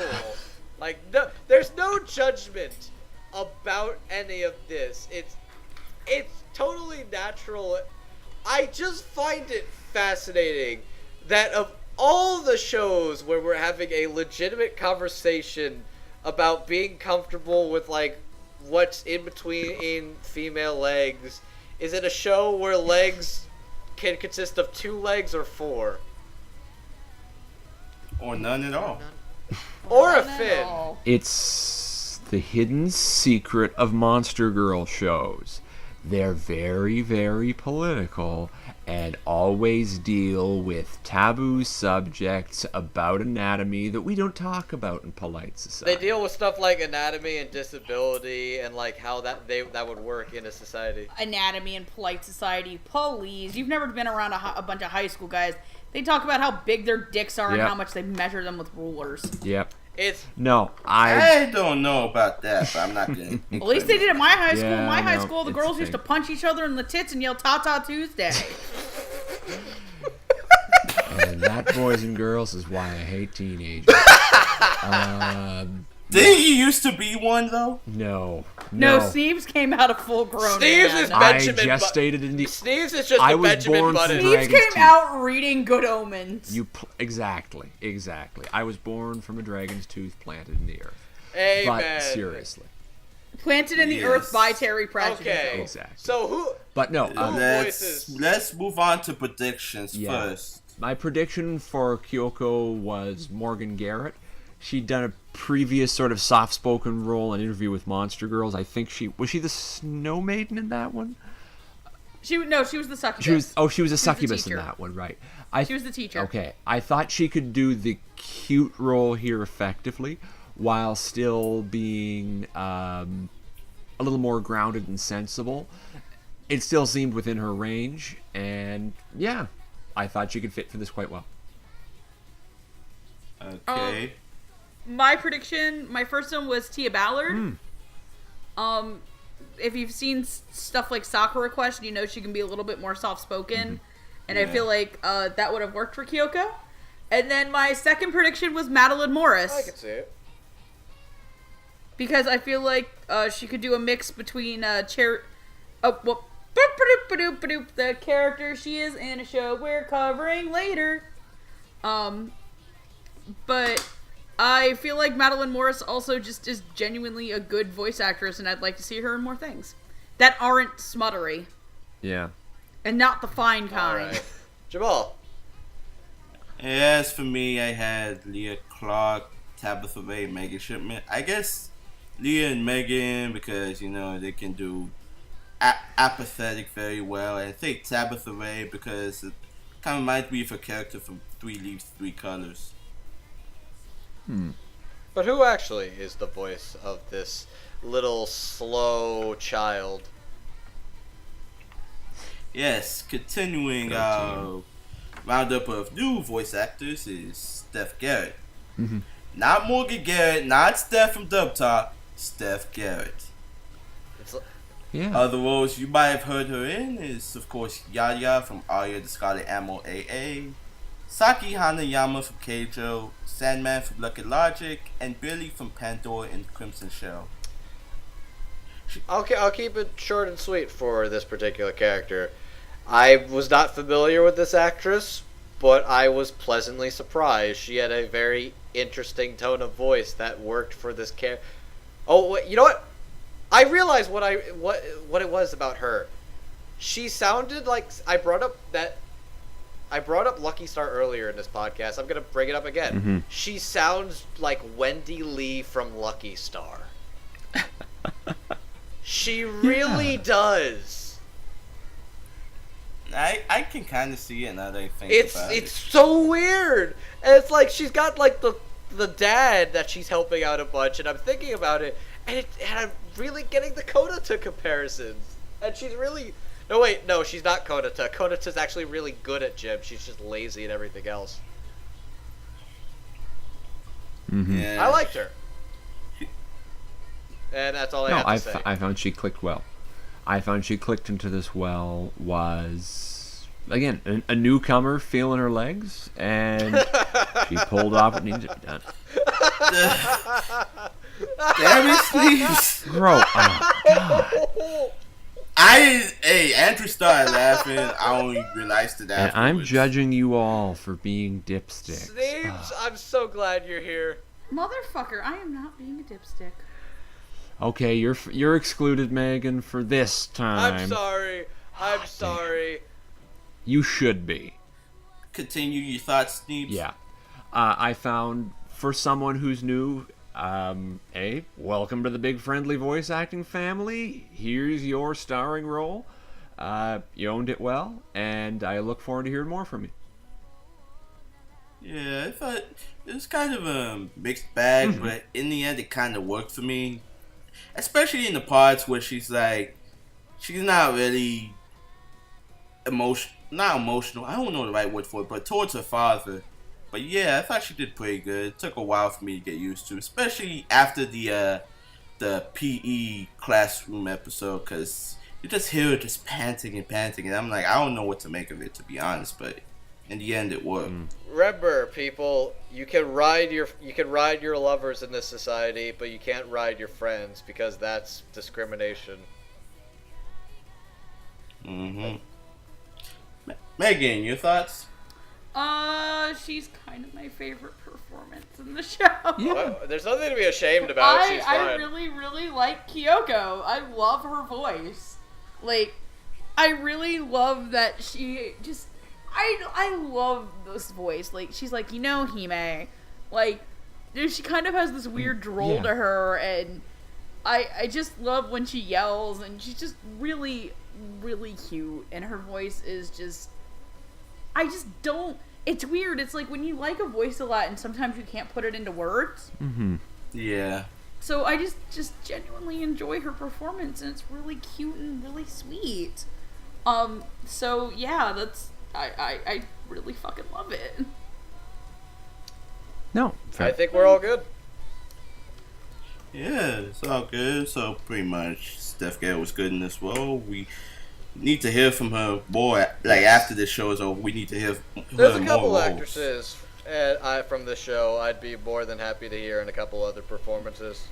Yeah, I want her to be in more shows. Yes, but only time will tell. Yes, that is true.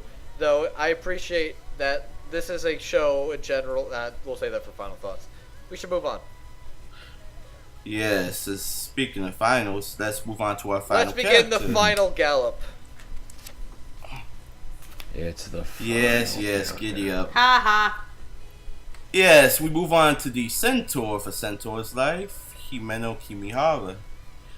Because she's like a little bit- princess. Because her name is Hime. Yes. Yes, she's a little bit childish at times, but sometimes a bit mature, a bit soft-spoken. Is very keen and when it comes to understanding things. Like there's some things in life she just doesn't understand. Like as we spoken earlier, does she poop from back there? Why is she afraid of the Antarctican snake woman? And why everything in her life kind of, I don't know. Why is everything in the awkward. society so fucking weird? That's what you're trying to say. Yes, all I know is she's pretty much character after my own heart. She's one of the triple crown that I call my heart, and her mane is so fluffy. It's so fluffy, I want to die. But Touch fluffy yeah, mane. It's so fluffy. But yes, let's move on to 10 out of 10, I'd predictions. brush her mane. That's what you're saying? Brush, brush, I am- brush. Prediction. My predictions. Let's get to predictions. I'm gonna pull another one out of the arc here. I thought Dawn M. Bennett, female lead from Dance with Devils, was one of her major roles. I thought that the character was supposed to be meek, fluffy, mild, and particularly inoffensive. I'm a perfectly sweet girl. And I thought she could just do the same thing there, peg her in there again. It would be a thing to listen to. Okay, Megan? For all the reasons that Sneebs said, and I'm about to make Jamal squeal like a little girl, I picked Jill Harris. Jamal, I want you to know you're never going to live that down. Oh my god! I hate to say this, but you sounded kind of like Shannon. I still love Funny you. thing about that, I would have went higher pitched, but my parents went the next room. Oh, Lord. My other pick was also Natalie Hoover, because they can do cutesy things. And princessy things. No, Megan Shipman is leading New Game, never mind. Okay. Yes. As for me, I had 3. One being, well, if you know me on this podcast, you know who I'm going to Harris, comma Jill, Bryn. or Bryn, April, comma Bryn. Bryn April. But here's the kicker, though. Kicker. I've shut up, Andrew. I want you to know, But you signed up for a show called A Centaur's Life, and if you didn't expect any horse puns, that's your own fucking fault. You thought nay. Anyway, the kicker, I guess, is either Bryn voice would work. As for the other 2, I had Madeline Morris, because I figured, you need someone that's a bit soft-spoken with a sweeter tone, which is what we got, but not for Madeline. As well as Jade Saxton, because, again, soft-spoken. She's been playing a lot of soft-spoken characters recently. Yeah. But and pretty much that's it for predictions. But who is playing our lovely little Princess Horsey? So as for who we actually got, is Kristen Sutton, who you've heard in other roles such as Shiori Sakurada from Castletown Dandelion, Angeline from A Certain Magical Index 2, Asuka Kano from Baby Keijo, Asuka, I love you! Akari and Kaho Fuyuzora from Keijo, Ayumi Yusaka from My First Girlfriend's a Gal, and Zura from Save Me Lollipop. What the hell saved me Lollipop? You don't want to know. Don't be a sucker now, Andrew. Okay, I'll make it very brief. I'm surprised because I thought this was a new actress before I realized this is an actress who's been around a long time. She's just never had like a leading role, which it's always a fun discovery when we're talking about simuldubs to realize there's been some Texas people who've been around a long fucking time. Like when I discovered Justin Pate was been around since the early Dragon Ball Z days was a shocker, and this is kind of a shocker too. I think she's really, really good as the soft-spoken princess type. She's very innocent, but she's got a lot going to her, and she's kind of adorable and she works the soft, childish type girl in the very big horse person body. I think one of my favorite lines in the show is that all this warrior's blood and this is what we get. Okay, yeah. I actually did like that. That was pretty... That was good, right? I just enjoy it's like years of warrior torment. We get and fucking this. And then you just... She's like, she's cute. But yeah, no, fucking... I'd like to see the story about some of that shit. The history in this world is something else. Yeah. Mm-hmm. But no, I'll agree with you too, because if you've heard her as Asuka in Fairy Tail, she sounds nothing like Hime. Like, Nope. It is actually kind of terrifying. I really enjoy her performance as Hime, and honestly, I'm kind of surprised this is her first lead, because she sounded fantastic. Yeah. I appreciate it a Yeah, lot, no. yeah. Fit it very well. I mean, that's the thing with people who've been around for a long time is, yes, some people you don't really think of, but when you do hear them, it's like, wow, I wish I could hear them in more things. And then you realize they have been in more things, you just never noticed. That's the thing that's fun about doing this podcast, is going back and doing our homework and realizing they've done a lot more than I anticipated. And it's interesting to hear they're completely different than who I thought they sounded like.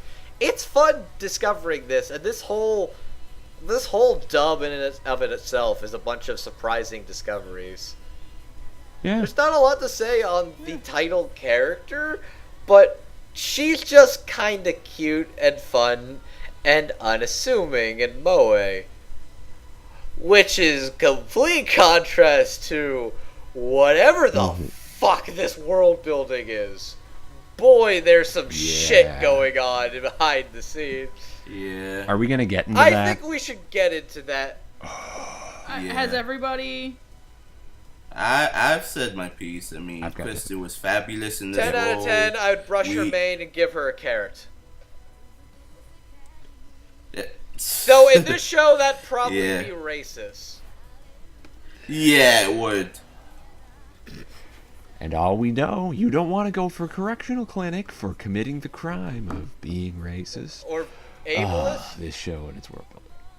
No, Racist, ableist, whatever the fuck is. This show and its set. Just let Okay, let's Steve just let have Steve it. rant for a few Yeah, minutes. let's be realists and let Sneebs blow his steam. That came out wrong. Oh, Fed Sneebs, Fed Sneebs. Uncle Sneebs is blowing a gasket. Blow it out your hole. Okay, now let me get... Okay, this show... Monster Girl is usually a political thing. It's that weird undercurrent about it. People with different shaped bodies who have to deal with certain social issues of being outsiders in a society. Whoa! Yeah, it's definitely a part of this thing.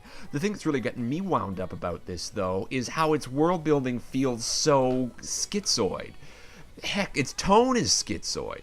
The world of that, yes, oppression exists in the past, so now we have a happy-dappy government that's going to keep it all better now, and they have freaking armed guards that are literally hovering around the schools, protecting them from what?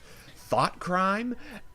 Only totalitarian states that can afford a vast military-industrial complex can do that, and yet their world seems so cuddly and pretty well maintained, and all the citizens are happy. Is this a satire for contemporary Japan and the over-legalistic procedures that it gets in place to try and solve social problems? I don't know. I'm not Japanese. But it's so overwrought with this. This feels like a reactionary fanfic that you would see anime fans write about Monster Musume or Interview with a Monster Girl. It's all of this seems to be, oh no, look, they're bringing in laws that protect minorities. This is political correctness gone mad. No coherent industrialized society could possibly sustain this without the fear of an outside threat, which they don't illustrate in this. The Antarcticans seem more like quirky people we just discovered who are friendly and chill. They're not the big nationalistic threat that's threatening to blow up the society. What is driving this society that they're so fucking scared of their own past? It seems to me like this is... Was it this Holocaust that occurred in the past that people are so scared to talk about? But even then, it seems like this is sort of a global thing that carries itself worldwide. And so much of this paranoia, I mean, there are real-world examples of societies that literally have dealt with the Holocaust. Look at Germany and how it has dealt around this. And yeah, there are some ugly, nasty parts of German history that even deal with the aftermath of the Holocaust, looking into the very notion of Giftschranks and the idea of there are controlled works that must not be discussed. There are controlled ideas that we do not talk about in polite society. Even then, they would not manifest in this way. It is such a historically illiterate and wanky thing that I feel only a very half-baked writer could put up with. And speaking of half-baked writing, don't get me started about the tonal consistencies where we go between political satire to cutesy slice of life to weird uncomfortable sexual humor to some coming-of-age stuff that is in a mishmash of both inclusivity is good with talking about certain things are bad that is so off the wall. This feels like something a teenager would have written. Honestly, I am so spinning out of control just listening to myself talk about this. It's maddening. This show is maddening. I don't know how to feel about this. It's so fucking bonkers. Fuck this show. It's not terrible, but wow. Wow.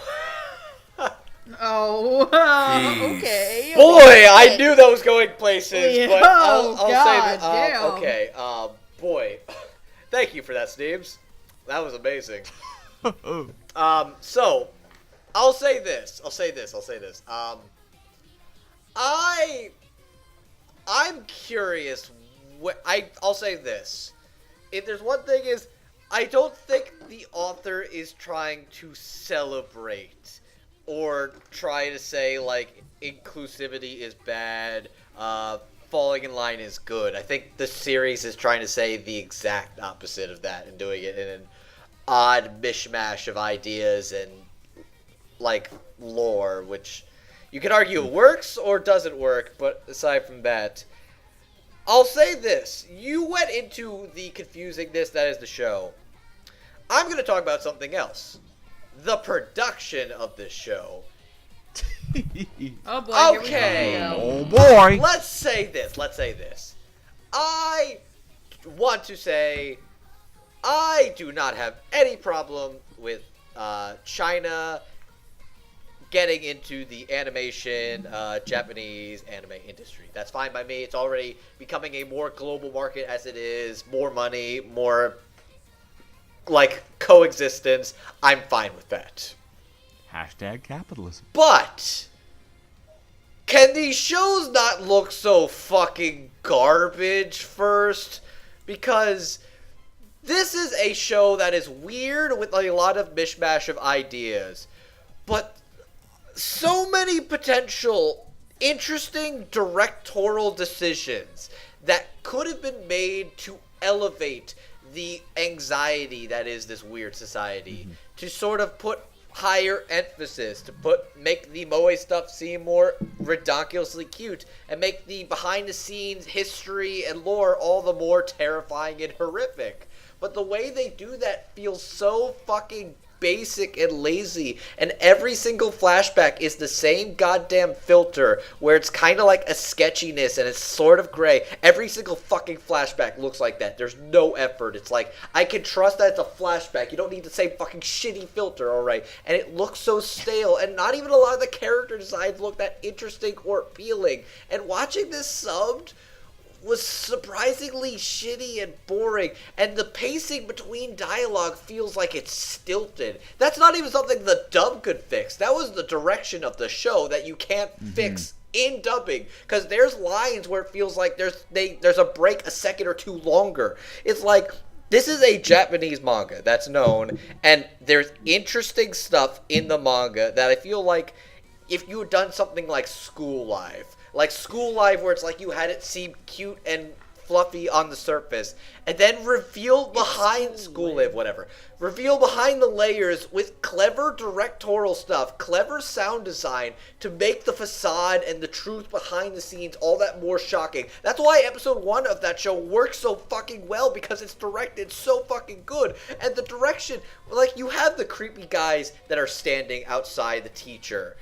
There's lecture, it's like they're standing there like judging her thing. That could have been so interesting. That could have been directed so well to make it tense, where it's like they're looking at their clock, they're giving her discerning looks, but they're just shadowy silhouettes and there's no sound or music to make it otherwise, and it's just nothing. It's so basic. The direction of the show is so basic when it could have been interesting and weird and unique. I'm all for China getting into animation. I'm all for that. I'd like these shows to have a little more flavor and basic and not be so fucking bitch-ass cookie-cutter, ugly, and generic looking. That being said, the dub helped a lot for me getting back into the show. Because I honestly dropped the sub after 2 episodes because I was kind of bored and surprisingly disappointed. The dub kind of helps it with all these performances and all this stuff that's thrown in there. The performances, and it's a unique dub too. There's a lot of characters that get the chance to shine. And characters I hadn't seen before that people I'd love to see. I'd love to hear more of Rachel Messer. Or I'd love to hear more of Christy Sutton doing stuff. I'd like to hear more of Steph Garrett. I'd really like to see some of these people get the chance to do things, because I now know what they could do. And holy shit, I'm genuinely still impressed how Steph Garrett sounds just like Wendy Lee from Lucky Star. Listen to it side by side and tell me you don't hear it. So yeah. Well, I'm gonna do something side by side and push Oh it away. no. I can do that to you Saturday. Oh, That's gonna no. be fun. I get to actually see Andrew on Saturday. I'm so excited. Suffering. New York's gonna be fun. Okay, never mind, God. I'm gonna keep it short and simple. I think this show is a mess, but it's a mess that I have fun. I genuinely look forward to watching because it makes me smile. I know there's a lot of really wonky things and angering things, but fuck it, it's cute. I like monster. I have always enjoyed demon and monster stuff. Like, it's why I like things like Blue Exorcist, Tokyo Ghoul, like all that shit. Like, I love stories like this. I love that this is a cast that took a lot of risks in a year that has some dubs that are very archetypal, and I'm actually, one of the biggest compliments I want to give is to Kyle Phillips, because I honestly have doubted him a lot. He is, I hate to be that person, he is the person I dread being on projects. Like, he is the last person I want on my favorite show a show I'm anticipating. Because this was honestly one of the shows I was anticipating in the summer. Because I've read a bit of the manga. But I think he did a really good job with the casting. I think he did a really good job picking people who you maybe weren't the first choices. Because I feel like if this dub was paint by numbers, it would have fucking sucked. And none of us would have wanted to do the episode. So there's that. And I'm going to keep it short and sweet because people are getting annoyed with me, so fuck it. No, we're not getting annoyed with you. The annoyance is past. Yeah, so as for me, I mean, yeah, the production is kind of a mess. It is a mess, not. Interviews from months ago said it's not. I do like the world building, but I feel at times there are moments that the story could be a bit more cohesive, but with Slice of Life, it either has a plot that doesn't really go anywhere much or not at all. But the thing I like about Slice of Life is I can just enjoy a show that has some fluffy moments while dealing with some real moments, you know. Because after a long, shitty day at work, I just need something to take my mind off of things. That being said, I did like the dub very much, and like Megan too, I too was apprehensive about Kyle Phillips. I mean, once again, I brought up earlier, Dance with Devils. I had a huge problem with that show. But I feel like when Kyle gets more time to work on the show that's not a simul-dub, he really gives it his all, and it turns out fantastic. Because some of the other DVD dubs I've seen, I'm still waiting on one in particular, have been really good. Yeah, let's just face it. Where the fuck is our Yamato? Yeah, there's something going on behind the scenes with that we can't figure out. It'll come out eventually. That, we don't know what's going on. We cannot speculate what's going on. The important thing is Kyle did a very good job with what he had to work with. He and Bonnie both, because I know the last show they worked on together, I really did not like the story. I wanted to punch the main character in the face. The female leads were pretty good, but that show was more of a mess than this was, and we're not going to talk about that. But, you know, Kyle puts his best foot forward, and he did a great job. We'll just leave it at that. And speaking of leaving, I think it's time for us to get out of here. So, if you're interested in seeing the dub for A Centaur's Life, episodes are currently available on the Funimation Now service, which is now up to episode 8 at the time of this recording. The first 2 episodes are available for free, but the rest are behind the subscriber paywall, which, if you are interested in subscribing, they do have a 14-day free trial you can use to watch their simul-dubs and home video releases. But be warned, if you do not like the service or you don't want to continue after 14 days, make sure to cancel as soon as possible, since a credit card is required and they will start pulling money from your account. As for the show itself, the sub can be found on Crunchyroll as part of the Funnyroll partnership. You can watch with or without a subscription. Just know without a subscription there will be ads, and the latest episode will be a week behind the subscriber paywall. There is, however, a third subscription called Verve, where if you opt for the combo pack, for $10 a month you get access to Funimation, Crunchyroll, Cartoon Hangover, etc., as well as original programming. Be warned though, There are subtitles for subbed anime, but there are no subtitles for dubbed anime, which makes things like watching Ping Pong and Drifters difficult. But they are aware of it and currently working on a fix for it. If you're interested in seeing any of the crazy shit we get up to, go ahead and plug yourselves. Alright. I'll just go first just to get it over with. My name is Megan. You can follow me at Queener2, where I post pictures of my cat and do fuck all whatever. My name is Andrew, otherwise known as Class C Spartan. On Twitter, you can find me at MangaMan9000. You can also find me at my other podcast on Surreal Resolution, Podcast O&A, as well as finding Megan and I moderating the Funimation Discord. And my name... Shout out to friends on the Discord. Indeed. And my name is Sneebs. You can find me at Von Trollington, I believe the handle is. I may have changed it since then. I'm an adventurous sort. But you may find me on the internet here at Uncle Azrael, UNCLEASRIEL, where you will see my many variegated postings, and who knows, I might even get a chance to troll you too. And isn't that what life is all about? A good chuckle. Goody. As for me, I'm an assistant editor for the Dub Talk podcast. I can be found on my other channel, Jamstar1. I have a blog that's really not doing anything at the moment. I can also be found on my Twitter at Jamstar529. As for the podcast itself, we can be found here on YouTube under the name Dub Talk Podcast. We can also be found on Tumblr, Instagram, and Twitter by the same name. And I think that's gonna do it for the night. I know some of us have to get to bed pretty early. So, from all of us here at Dub Talk, we wish you a good night.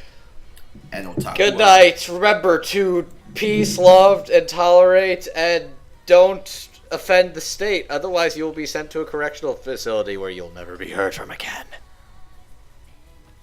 Contemporary American politics. But look at this Not cute covered little by horsey. Yay. But look at this cute little horsey. It's okay. Look at this horsey. Don't think about it. Look at my this horse. This horse is amazing. Give it a lick. Give her a lick. Ew, you're just into my boobs. Oh, God. Good night, ladies Actually, and gentlemen. I was going to say, does it look like a raisin? I'm going to bed. Fuck this. Bye. Alright. Mwah!「